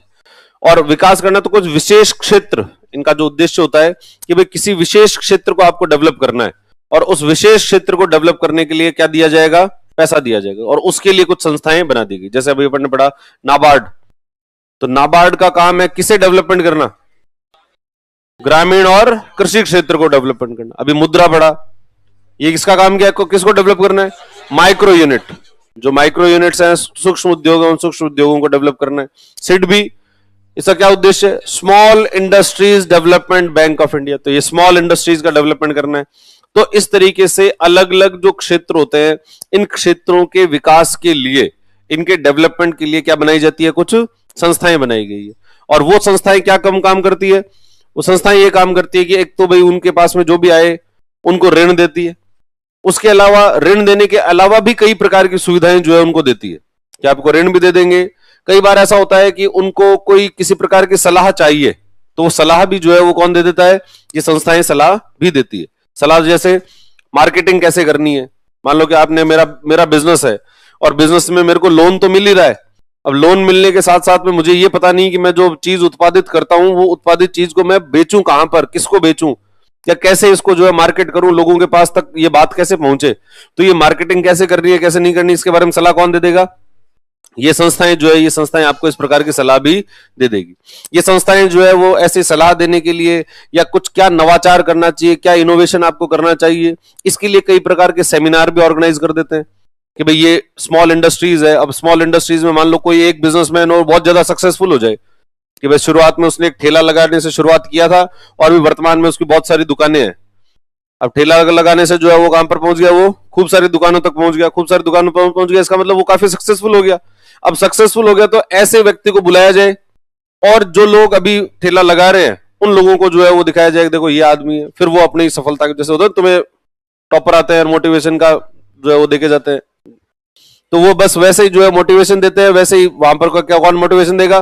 वो लोग। और वो लोग फिर अपनी सफलता के बारे में बताएंगे कि भाई साहब मैंने जो है मैं ठेला लगाया, फिर मैंने क्या क्या काम किए, कैसे कैसे चीजों को जो है बेचा, और कहां कहां पर मुझे क्या क्या समस्याएं आई, उन समस्याओं से व्यक्ति को क्यों वो कैसे अवॉइड करनी चाहिए वो समस्याएं। तो ये सब चीजें वो अपने पर्सनल एक्सपीरियंस से बता रहे थे। और ये उस सेमिनार को ऑर्गेनाइज करने का काम किसने किया? डीएफआई ने। वो जो डेवलपमेंट फाइनेंस इंस्टीट्यूशन होगा वो ऐसा कार्य करेगा। इसके अलावा अगर किसी कंपनी को शेयर बाजार वगैरह में जाना हो, अगर इतनी बड़ी होगी, ये शेयर बाजार में कैसे जाते हैं, कैसे लिस्ट होते हैं, ये भी नहीं आता, ये नहीं आता, तो उसके बारे में सलाह कौन दे देता है? ये जो डीएफआई होती है, डीएफआई इस प्रकार की सलाह देते हैं। तो ऐसे भारत के अंदर खूब सारे डीएफआई जो है वो बनाए गए। लिखो देखे, डेवलपमेंट फाइनेंस, ये एक विशिष्ट उद्देश्य के लिए स्थापित किए गए। They are established for a specific purpose.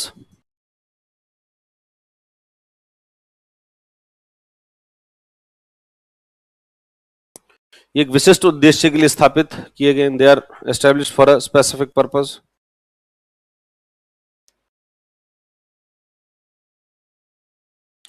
ये अपने ग्राहकों को निम्नलिखित सुविधाएं उपलब्ध करवाते हैं। They provide following facilities to their customers. ये अपने ग्राहकों को निम्नलिखित सुविधाएं उपलब्ध करवाते हैं। They provide following facilities to their customers. ये अपने ग्राहकों को निम्नलिखित सुविधाएं उपलब्ध करवाते हैं। They provide following facilities to their customers. पहला, वित्तीय सहायता प्रदान करना, टू प्रोवाइड फाइनेंशियल असिस्टेंस।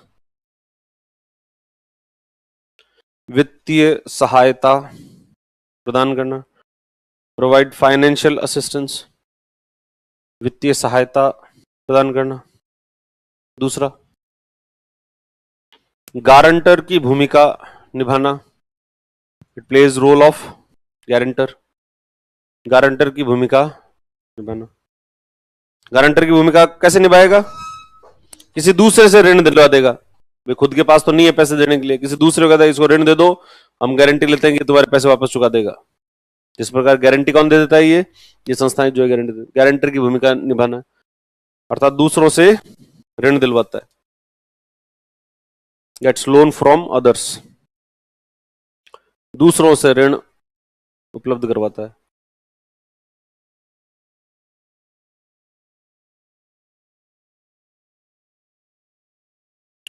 प्रौद्योगिकी प्रबंधन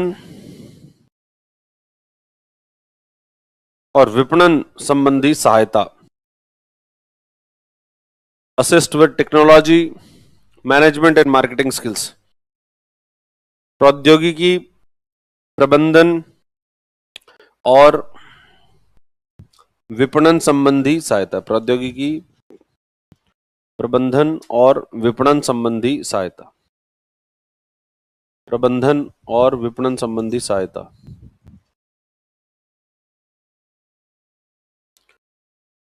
अधिगोपन की सुविधा, प्रोवाइड्स अंडरराइटिंग फैसिलिटी। अब ये क्या होता है अंडरराइटिंग? तो ये अभी नहीं समझना, शेयर बाजार पढ़ेंगे तब समझ में आएगा। अधिगोपन की सुविधा, अंडरराइटिंग फैसिलिटी, अधिगोपन की सुविधा, अंडरराइटिंग फैसिलिटी।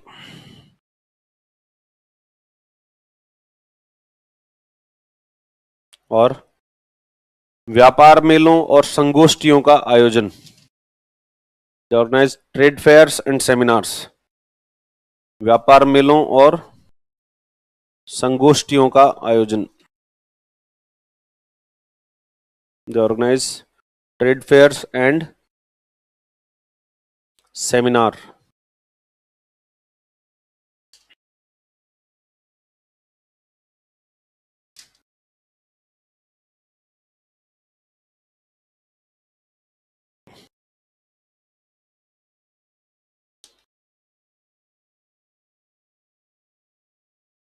ठीक है,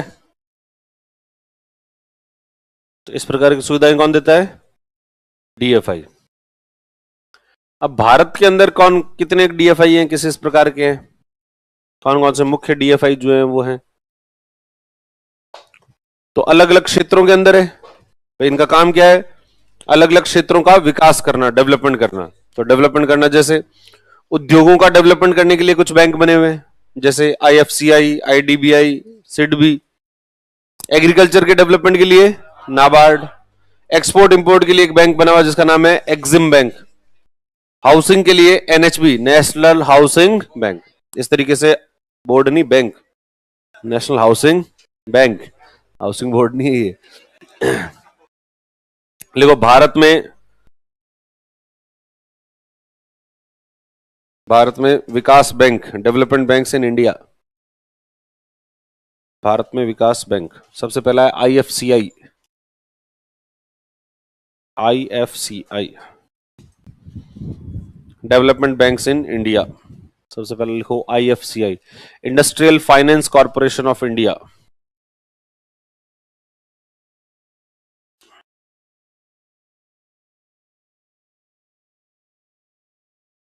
IFCI, industrial finance corporation of India.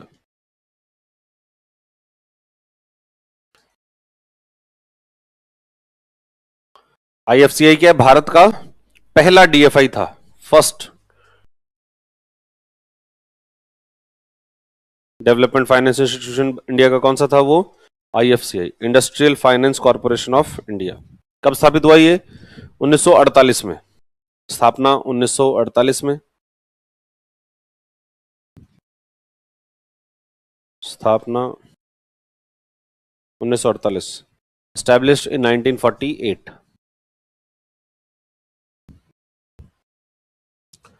Bharat का पहला DFI, first DFI of India. Bharat का पहला DFI, first DFI of India. और किसके अंडर में काम करता है ये? Government of India.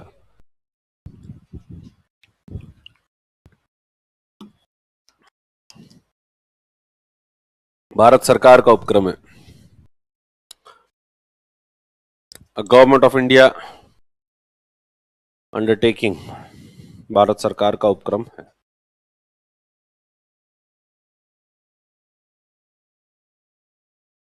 तो सबसे पहला तो हो गया आपका IFCI, industrial finance corporation of India. लिख लिया सबने?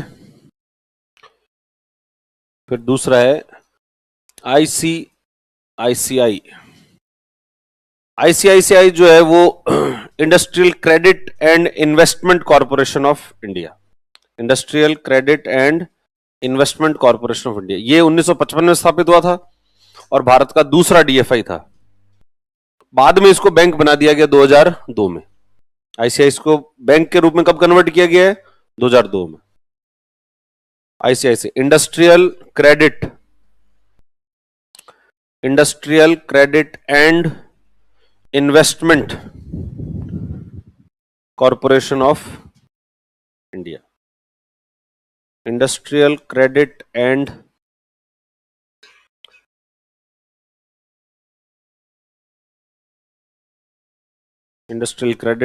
Investment corporation of India.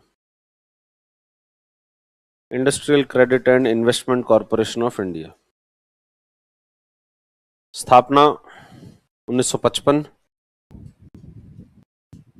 Industrial credit and investment corporation of India, स्थापना 1955। भारत का दूसरा डीएफआई था, सेकंड डीएफआई ऑफ इंडिया।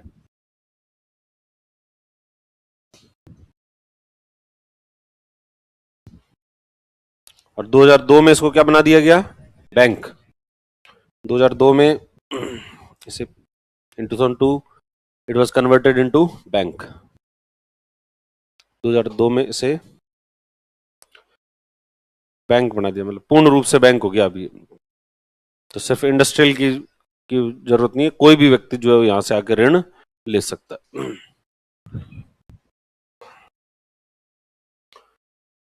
2002 में से बैंक बना दिया गया। लिख लिया?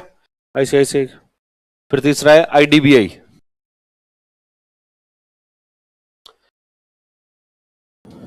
Industrial development bank of India.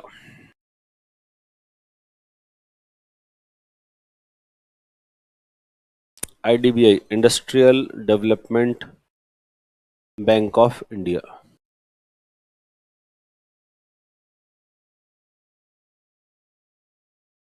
इसकी स्थापना हुई है 1964 में।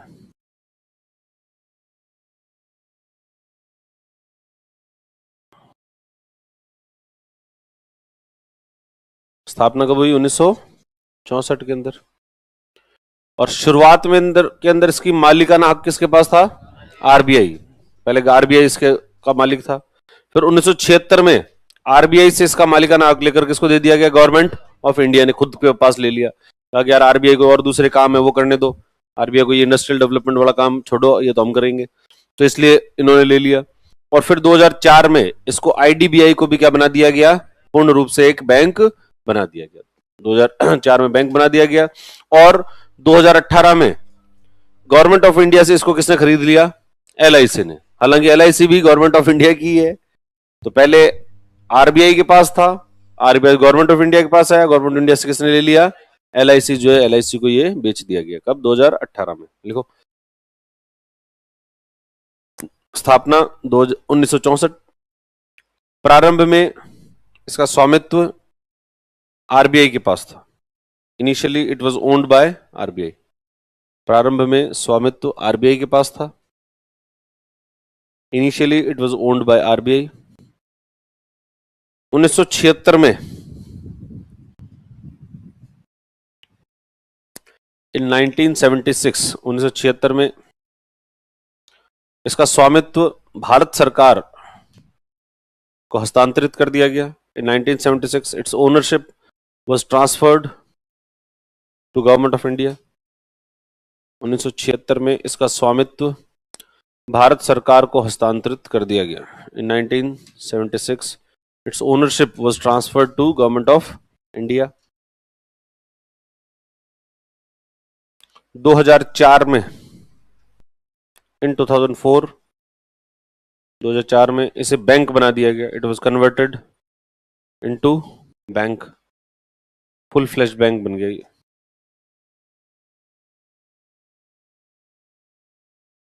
2004 में से बैंक बना दिया गया और 2018 में इसके शेयर एलआईसी ने खरीद लिए।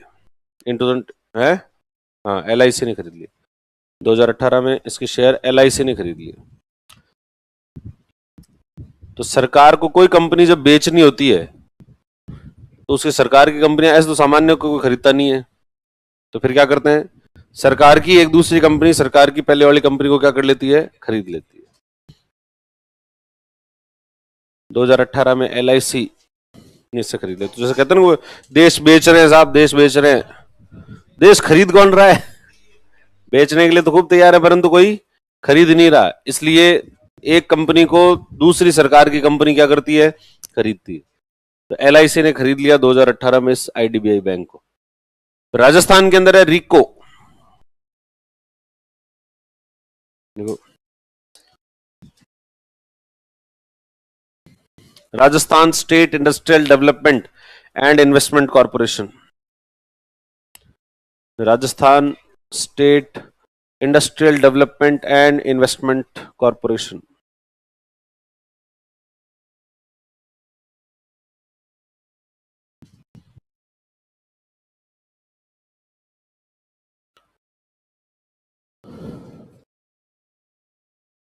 Rajasthan state industrial development and investment corporation.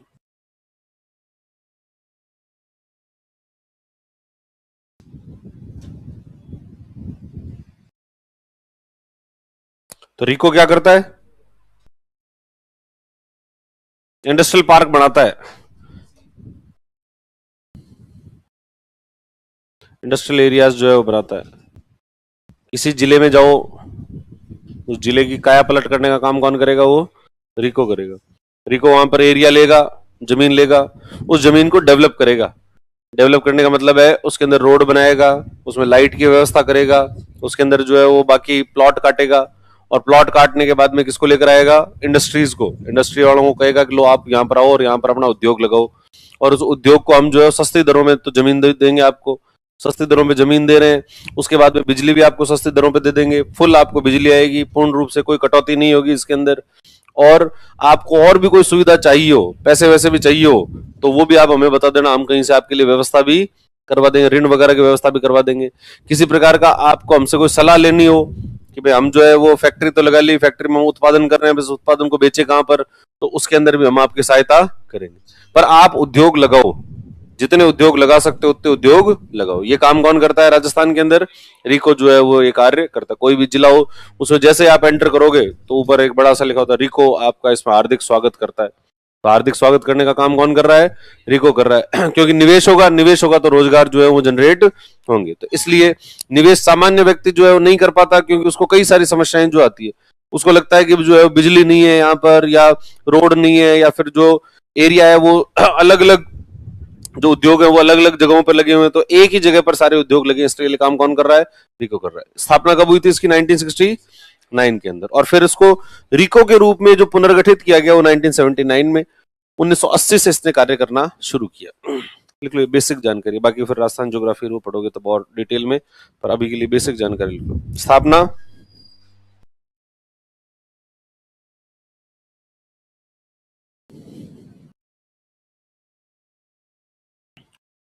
ये जो आईडीबीआई बाद में बैंक बन गया, बैंक बनने का मतलब क्या हुआ? अगर बैंक बन गया, आईसीआईसी बैंक बन गया, आईडीबीआई बैंक बन गया, मतलब अब ये सबको लोन देता है। बैंक बनने का अर्थ ये है। ठीक है, हाँ लिखो अब इसको रिको के बारे में। स्थापना 1969, 1979 में रिको के रूप में पुनर्गठित, रीऑर्गेनाइज्ड इन 1979 एज रिको, और 1980 से कार्य करना शुरू किया। स्टार्टेड फंक्शनिंग फ्रॉम 1980, और का उद्देश्य क्या है इसका? राजस्थान में औद्योगिक विकास। तो लिख लो उद्देश्य, ऑब्जेक्टिव, उद्देश्य राजस्थान में औद्योगिक विकास, industrial development in Rajasthan.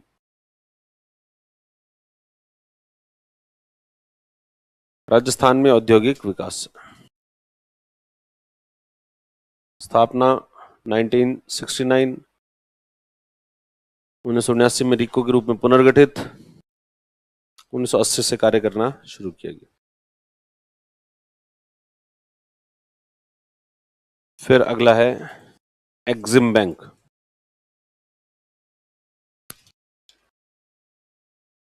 Exim bank, Exim bank क्या काम करेगा? एक्सपोर्ट और import.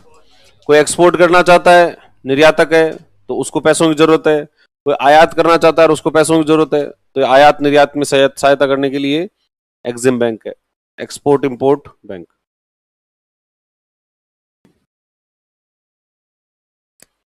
Exim bank, export import bank of India, भारतीय निर्यात आयात bank, export import bank of India.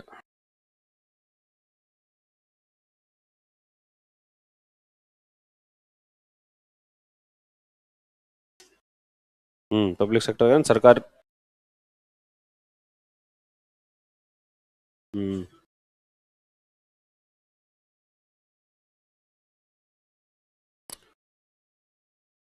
स्थापना 1982 में। एक्सिम बैंक की स्थापना कब हुई है? 1982 में। और हेडक्वार्टर मुंबई, हेडक्वार्टर है मुंबई में। और कौन है इसका मालिक? सबका मालिक एक, इसका मालिक है भारत सरकार।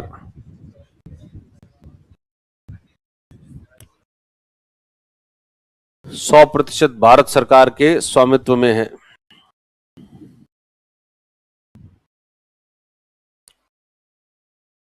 निर्यातकों और आयातकों को वित्तीय सहायता प्रदान करना, ये इसका उद्देश्य है।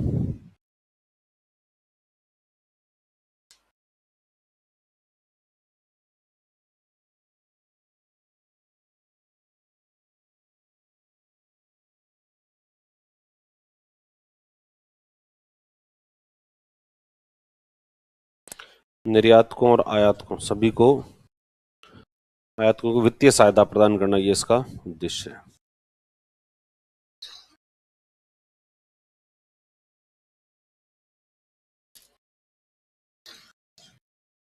तो एक्सिम बैंक तो क्या काम कर रहा है? किसको सहायता देता है ये? आयातकों और निर्यातकों। किसी को एक्सपोर्ट करना है तो पैसे चाहिए तो ये दे देगा, इंपोर्ट करना है तो पैसे चाहिए तो ये दे देगा, सलाह भी दे देगा, पैसे भी दे देगा सब।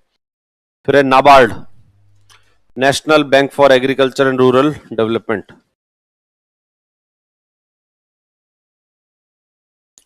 नाबार्ड,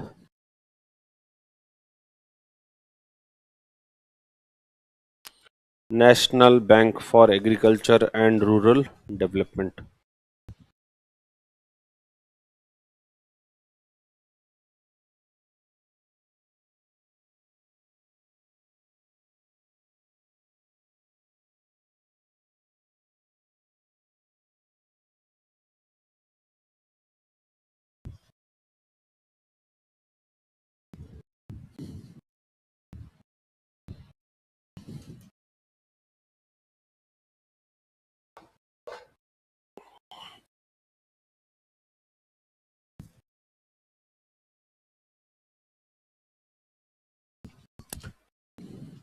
नाबार्ड की स्थापना भी 1982 में हुई। तो स्थापना 1982, 1982। शिवरमन समिति की सिफारिश पर, on the recommendation of Sivaraman committee, Sivaraman समिति की सिफारिश पर।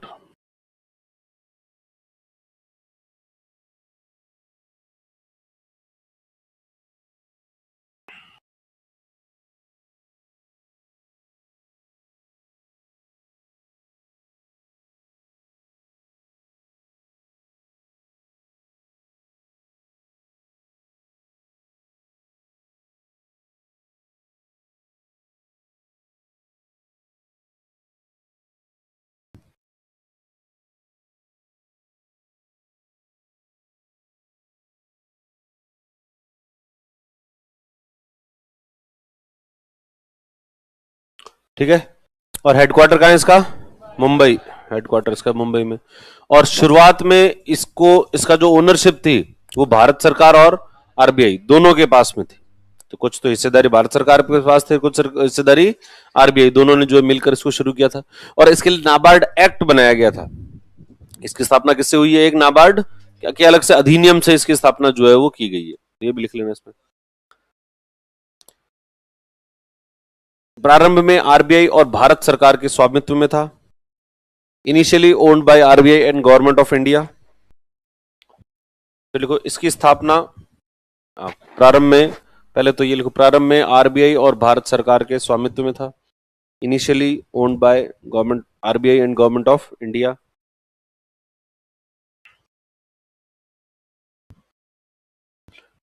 प्रारंभ में आरबीआई और भारत सरकार के स्वामित्व में था। फिर लिखो इसकी स्थापना नाबार्ड एक्ट के माध्यम से की गई। It was established through NABARD act. इसकी स्थापना नाबार्ड एक्ट के माध्यम से की गई। It was established through NABARD act.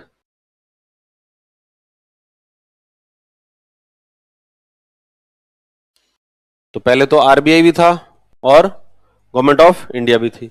और 2018 के अंदर इसके जो ओनरशिप है पूरी पूरी किसको ट्रांसफर कर दी गई? गवर्नमेंट ऑफ इंडिया को। आरबीआई को कहा कि तुम वो बाकी वाले काम करो, महंगाई को नियंत्रित करने वाले काम करो, ये रूरल डेवलपमेंट हम कर लेंगे। तो इसलिए आरबीआई से काम ले लिया किसने? पूर्ण रूप से सरकार ने। तो 2018 में इसका कंप्लीट ओनर कौन हो चुका है? भारत सरकार। तो लिखो 2018 में, इन 2018 में इसका स्वामित्व भारत सरकार को हस्तांतरित कर दिया गया। In 2018, its ownership was completely transferred to Government of India. 2018 में इसका स्वामित्व भारत सरकार को हस्तांतरित कर दिया गया।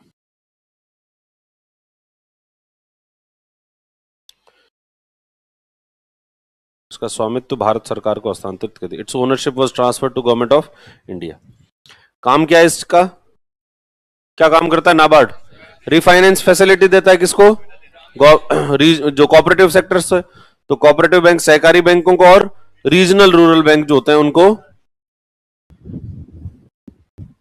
पुनर्वित्त की सुविधा उपलब्ध करता है। यह सहकारी बैंकों और क्षेत्रीय ग्रामीण बैंकों को, it provides refinance facility to cooperative banks and regional rural banks. यह सहकारी बैंकों और क्षेत्रीय ग्रामीण बैंकों को पुनर्वित्त सुविधा प्रदान करता है। It provides refinance facility to cooperative banks and regional rural banks. और इस नाबार्ड के अधीन एक फंड बनाया गया जिसका नाम है RIDF, rural infrastructure development fund. 1995 में ग्रामीण आधारभूत संरचना विकास कोष RIDF की स्थापना की गई। Establishment of rural infrastructure development fund RIDF इन 1995। 1995 में ग्रामीण आधारभूत संरचना विकास कोष, rural infrastructure development fund, establishment of rural infrastructure development fund in 1995। 1995 में स्थापना हुई RIDF की। और ये RIDF से क्या करते हैं? किस नाम ही है इसका? Rural infrastructure. गांव का जो क्षेत्र है उसमें आधारभूत ढांचे को इंफ्रास्ट्रक्चर बनाने का काम करते हैं। रोड बनानी है तो रोड बनाने का काम करेंगे, कहीं पर पानी की व्यवस्था करनी है तो पानी की व्यवस्था करने का काम करेंगे। तो ये RIDF।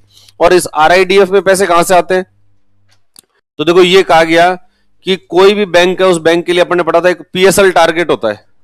जो भी बैंक होते हैं उसके लिए क्या होता है, एक पीएसएल का टारगेट होता है कि उनको 40% पैसे किसमें देने पड़ेंगे, पीएसएल के तहत जो है वो प्रायोरिटी सेक्टर को देने पड़ेंगे। अगर कोई नहीं दे पाए तो, अगर कोई नहीं दे रहा तो आरबीआई क्या लगाती है, उसमें पेनल्टी लगाती है। पर ऐसा नहीं पेनल्टी लगा के छोड़ दिया, पेनल्टी लगाती है और उसके बाद में उनको कहती है कि जितना तुम्हारी कमी रह गई है उतना पैसा किसमें जमा कराओ, आरआईडीएफ में जमा कराओ। वो जो शेष राशि होती है वो कहां जमा करानी पड़ती है उनको, आरआईडीएफ में। अगर कोई बैंक पीएसएल के टारगेट को पूरा नहीं कर पाए, तो जैसे कोई बैंक है और उसको 40% देना है और उसने 35% ही दिया, तो आरबीआई उस बैंक पर क्या लगाएगी, एक तो पेनल्टी तो लगाएगी, साथ साथ उसको कहेगी अब जो बच गया ना पैसा ये 5%, तो भाई तुम तो नहीं ढूंढ पाए किसी आदमी को, ऐसा लोन देने के लिए कोई व्यक्ति नहीं मिला तुम्हें, तो ऐसा करो कि 5% पैसा किसमें जमा करा दो, आरआईडीएफ में जो है पैसा जमा करा दो। तो ये बाकी शेष बचा हुआ पैसा किसमें जमा होता है, आरआईडीएफ। लिखो यदि कोई बैंक पीएसएल लक्ष्य की प्राप्ति नहीं कर पाता है, if any bank is not able to fulfil PSL target, यदि कोई बैंक पीएसएल लक्ष्य की प्राप्ति नहीं कर पाता है, if any bank is not able to fulfil PSL target,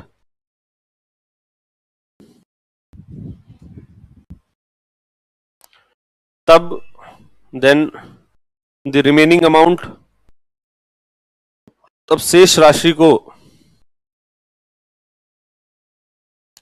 then remaining amount needs to be deposited, तब शेष राशि को आरआईडीएफ में जमा कराना अनिवार्य है।